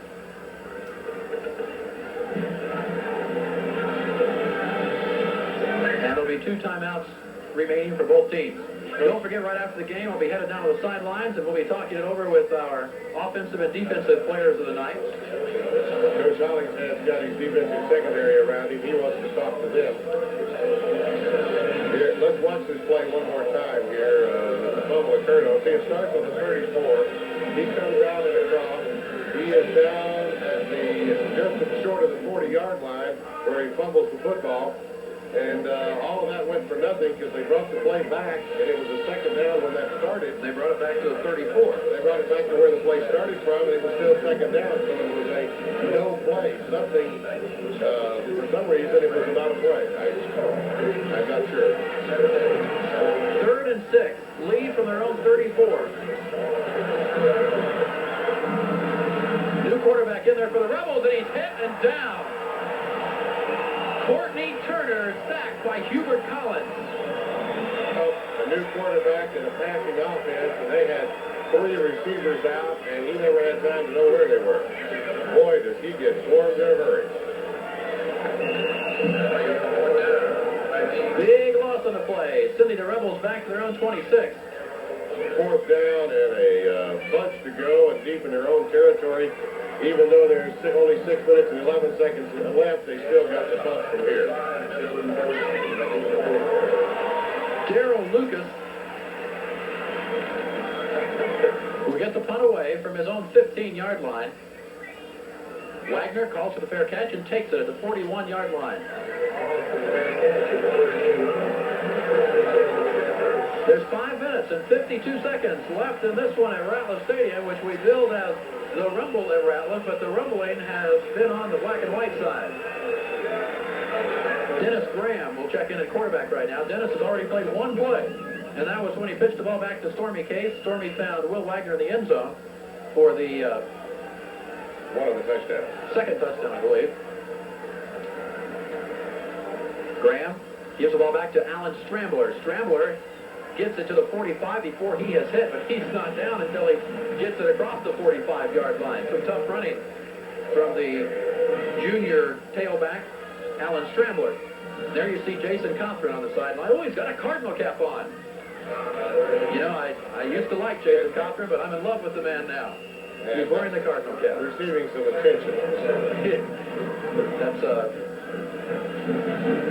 See, Christy Melton. He was getting by with all of this. None of the coaches were looking, but they're going to see it on this replay, and Justin's going to have some problems with the coaching staff.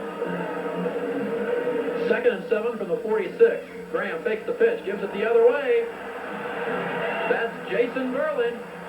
First down to the 40. Fumble on the play. Rebels fall on it. A flag is down. Henry Stewart fell on the football, or he caused the fumble. They're marking the ball back here at the flag.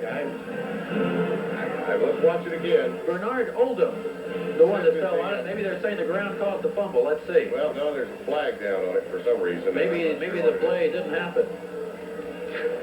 There's the hit. And maybe the fumble. I'm not sure. And the officials aren't sure. They're huddling on the far side.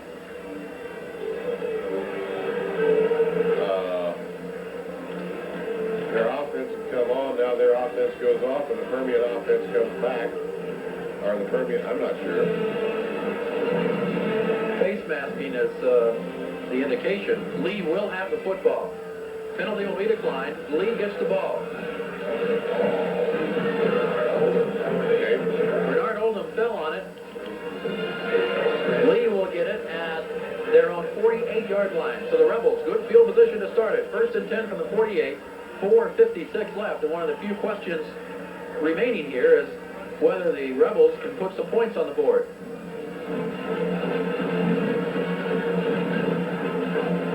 Again, the delay as the officials decide what to do. Yeah, and this is what I didn't understand. It was, the face mask evidently was against Permian. Offensive face mask. I don't know.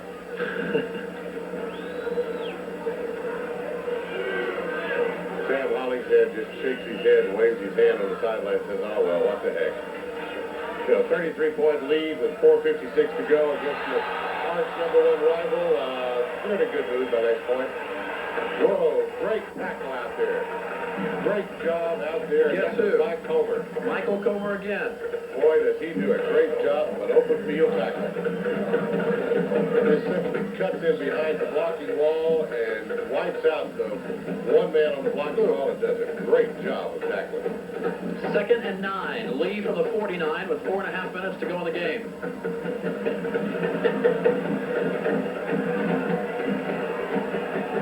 Vince Dobbins in a defensive back right now. Rebels still keeping the ball on the ground. Base play once again. Michael Comer one more time on the tackle. Michael Comer's had a tremendous ball game. He's got to have a little bit of sore shoulders by now. 3-yard pickup there makes it 3rd and 6. Lee at the Permian 48-yard line with under 4 minutes to go in the game. Casey Jones ready to give it back to Jimmy Patton. Patton to throw. It's incomplete. Alan Stramler defending on the play for Permian, along with Dusty Dennis. Dusty Dennis hits him first out of Stramler's there, really messing up for him. This little quick slant pattern has just not been there. They are well scouted on them.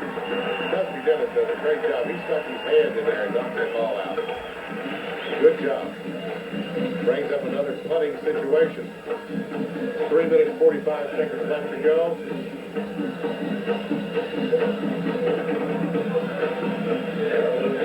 And Darrell Lucas has had a busy night. They'll try to pin the Panthers deep in their own territory. High spiral, and I mean a high spiral. Wagner lets it go, and it goes into the end zone.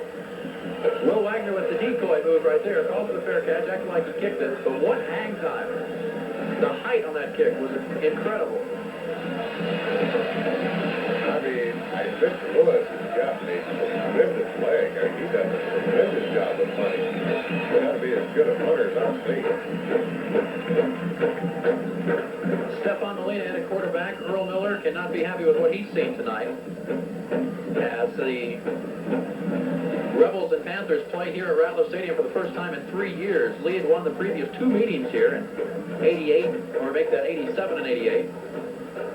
As Molina hands the ball off. Both teams starting to go to their bench just a little bit now as Thomas Boyce makes a stop for the Rebels. 2nd and 10. No gain on the play. And we have that outstanding backup PA announcer who's now taking over the duties. Once again. He's tremendous.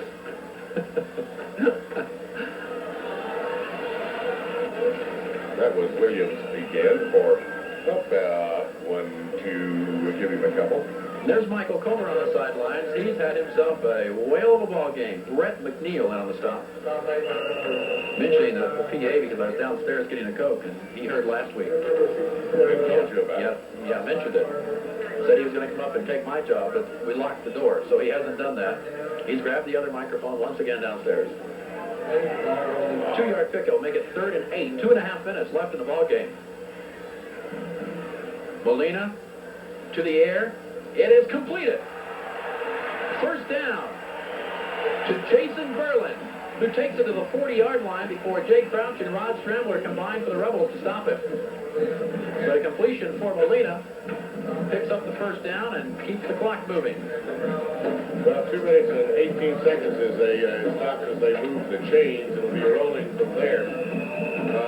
That that was a possession-type pass and did it very, very well.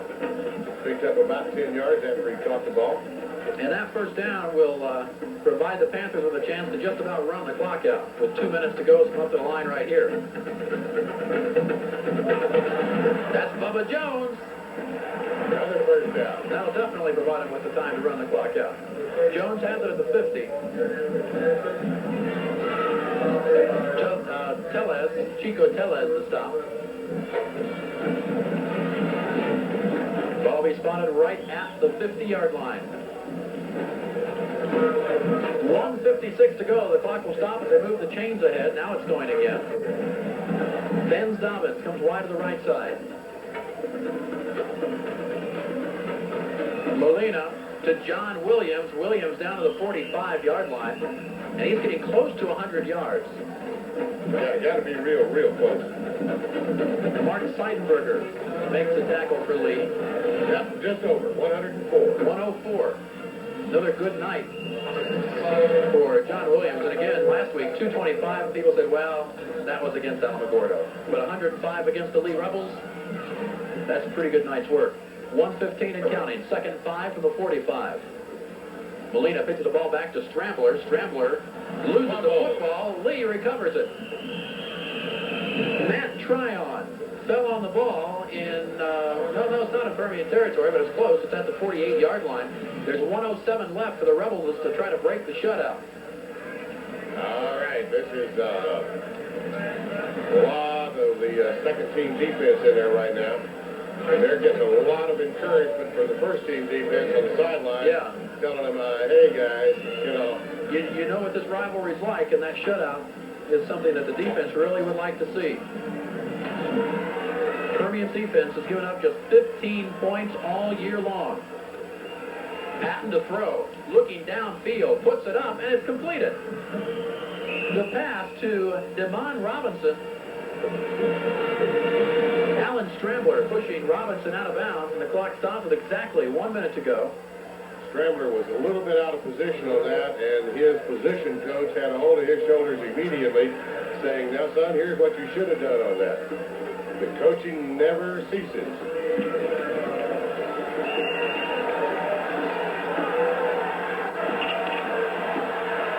First and 10 Rebels at the Permian 39. And that's Scott McLeod who takes it inside the 35-yard line. 49 seconds left in the ball game. Our score is 33-0. Kurt, this may well be one of the better Permian teams that has come out in the history of the school, and that's saying a lot because there have been some very, very good ones. But this group of young men are playing extremely well so far this year. 25 seconds to go. The Permian crowd urging defense on, trying to stop them as Brett Sullivan gets the ball. He will pick up a first down, so the clock stops and moves the chains ahead. Lee may get one more play away. Ray Anderson to stop for the Panthers. 18 seconds left in the ball game. They've got the ball down to the 27-yard line, 28-yard line. I think this is the best penetration on the night for Lee. Certainly is. This clock will not only stop, but a timeout will be called for by the Rebels, and they have one timeout remaining.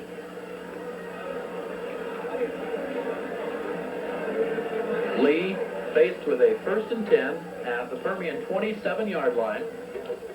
During the timeout, the Permian coach is calling the whole defensive unit over to the sideline to give them a little talk.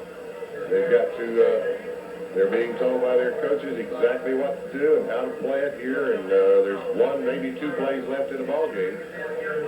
They sure do want to preserve their shutout.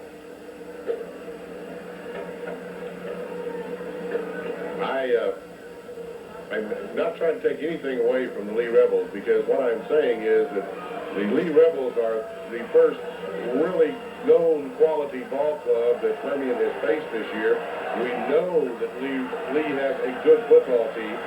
We know they are probably a playoff team, and to be manhandled like they have been tonight by this Permian team means that Permian really does have one of those outstanding football teams. No doubt about it. Permian will move to 6-0 with the victory. First and 10 Rebels. Quarterback sack. Courtney Turner hit back at the 35-yard line, and the play was made by Hubert Collins, his second sack of the night. 7 seconds left. Another timeout called by Lee. Don't tell me the Rebels don't want some points. Well, certainly they want some points. They're playing for a lot of pride right now. Right. And a shutout's one thing that they really don't want. You can bet it's going to be some kind of a passing play. Earl Miller over the years has pulled lots and lots of trick plays out of his hat. And, it's going to be interesting. Randy May is defensive coordinator for the Permian Panthers, as the coaches are still working and trying to make sure their players are still working. 2nd and 19 is what the Rebels will be faced with after losing 9 on the sack. And this will be the last play of the ball game. Possibly. Could be 2, according to what they do.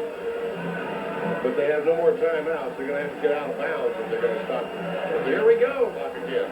Courtney Turner, sophomore quarterback, in there for the Rebels on 2nd and 19 from the Permian 35-yard line. Panthers dropping deep, looking for the pass. Turner drops, puts it in the air, and it is incomplete. Time is out. The Panthers have the shutout. Ben Dobbins knocked it away, and Permian has the big victory. The Panthers remain unbeaten as they have upended the Lee Rebels 33-0. Back with our postgame report in a moment. This is the Super 7 Sports Production. Not the ball game we expected, but a huge Permian Panthers. 33-0 in this game. And Kurt Kaiser, that you hear in the background there, is down on the field, and I think he's ready to talk to someone. Kurt? All right, Don, as we mentioned during the broadcast, there were several stars tonight for the Permian Panthers, and we picked 2 of them out for you. Our offensive player of the game, Will Wagner. We could probably have Will on defense, too, as he was all over the field and kicking and everything else. And our defensive star of the game is Hubert Collins. Hubert had 2 big quarterback sacks in there. And Hubert, the defensive effort tonight was outstanding. How did you stop the Rebels this evening? A lot of heart stopped them, won the win. We heard a few things on the news this week that we didn't really appreciate.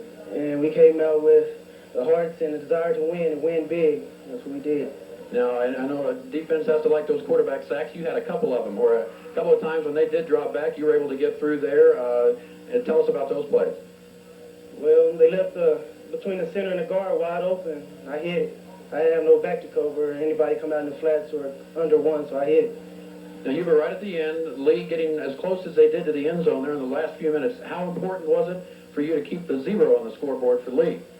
It was real important. I got another member of my family, Brian Tucker, a linebacker family. I couldn't let him get scored on his final year at Permian. Now, shutting out Lee and winning at 33-0, did anyone expect this? I know as far as fans are concerned, very few expected this kind of game. Did you think this could happen to this degree? I thought it'd be close, but I didn't know they'd come out and give up like that. Okay, but the big win for your team, what will this do to your team? 6-0 right now, things are looking good for you. Boost them, make them work harder, keep on top, stay on top. And you mentioned you're ready to get back to practice already, aren't you? Well, maybe not quite yet. Maybe you'd like to wait just a little bit longer, but you'll be ready when practice comes Monday, won't you? Yes. Okay. Congratulations on a big win for you. Thank you. All right. Hubert Collins, our defensive player of the night, and Will Wagner was all over the field tonight. We could have had him, as I mentioned, on offense or defense and every which way. Will, offensively, things went very well for your ball club tonight. What was working? What was clicking for the offense that allowed you to score the 33 points? Oh, I just think that we were changing up our schemes on offense, and their defense was, didn't know really how to handle it. So we just got big plays, and that hurt them. And then, once we started scoring on them, their defense, let down, and we just took it to them then. Now you put some different wrinkles in the offense. You put Stormy in the backfield. He gets the ball and passes it to you for the touchdown. You've got a lot of new wrinkles, a lot of diversity in the offense, don't you? Yes, sir. I think that's one main reason our offense is so good. We have to keep defense on the toes, and if they're not ready for us, we're going to big play them and score on them. Now, well, I mentioned you on defense, and the one player I remember on defense was a very big hit, and I'm not sure exactly when it was, but you really got a good, solid shot in there, which we talked about on the broadcast, and it has to feel good on defense to get a good hit like that. Yes, sir. We were talking about this all week. Coach Billy told us that if he comes up there, just, hit him hard, let him know you're there, and that's what he did. He just slammed it right to me, and I read it all the way, and I was there to give him a big old kiss. And about kicking. You have very good return, set up a touchdown for you. Tell us about that one punt return, which set up the score for the team later on. Well, we just had a return left, and I tried to go right, but then it was closed up, and I just had good blocking on the outside, and I just turned it up, and I mean, our defense just blocked good on that punt return, and I mean, if it wasn't for them, I wouldn't have got any yards. Well, what does a win like this do for the Panthers? Of course, it keeps you unbeaten, but a big, decisive win like this, what does it do for the morale on the team? Our morale is very high now, and I think, we're people just in other districts, just got to look out for us, and I think that's, people in this district, that's a big thing on their mind now is Permian. So we just got to go out there and practice hard and take one game at a time. All right. Well, congratulations on a big night. You'll sleep good tonight, won't you? Yes, sir. All right. Congratulations. Thank you. Will Wagner, Offensive Player of the Night for the Permian Panthers. That'll wrap us up from down here in the field. Let's send it back upstairs now. Some final comments from Don Scott. Well, Kurt Kaiser, the score on the scoreboard was 33-0, and it was almost that one-sided in the stat sheet. Permian went for a total of 388 yards to 104 for Midland, and a tremendous night, 299 yards rushing by Permian, 89 yards through the air. They had 21 first downs to just 4 for the Lee Rebels tonight. It was a big ball game for the Permian Panthers. They played extremely well.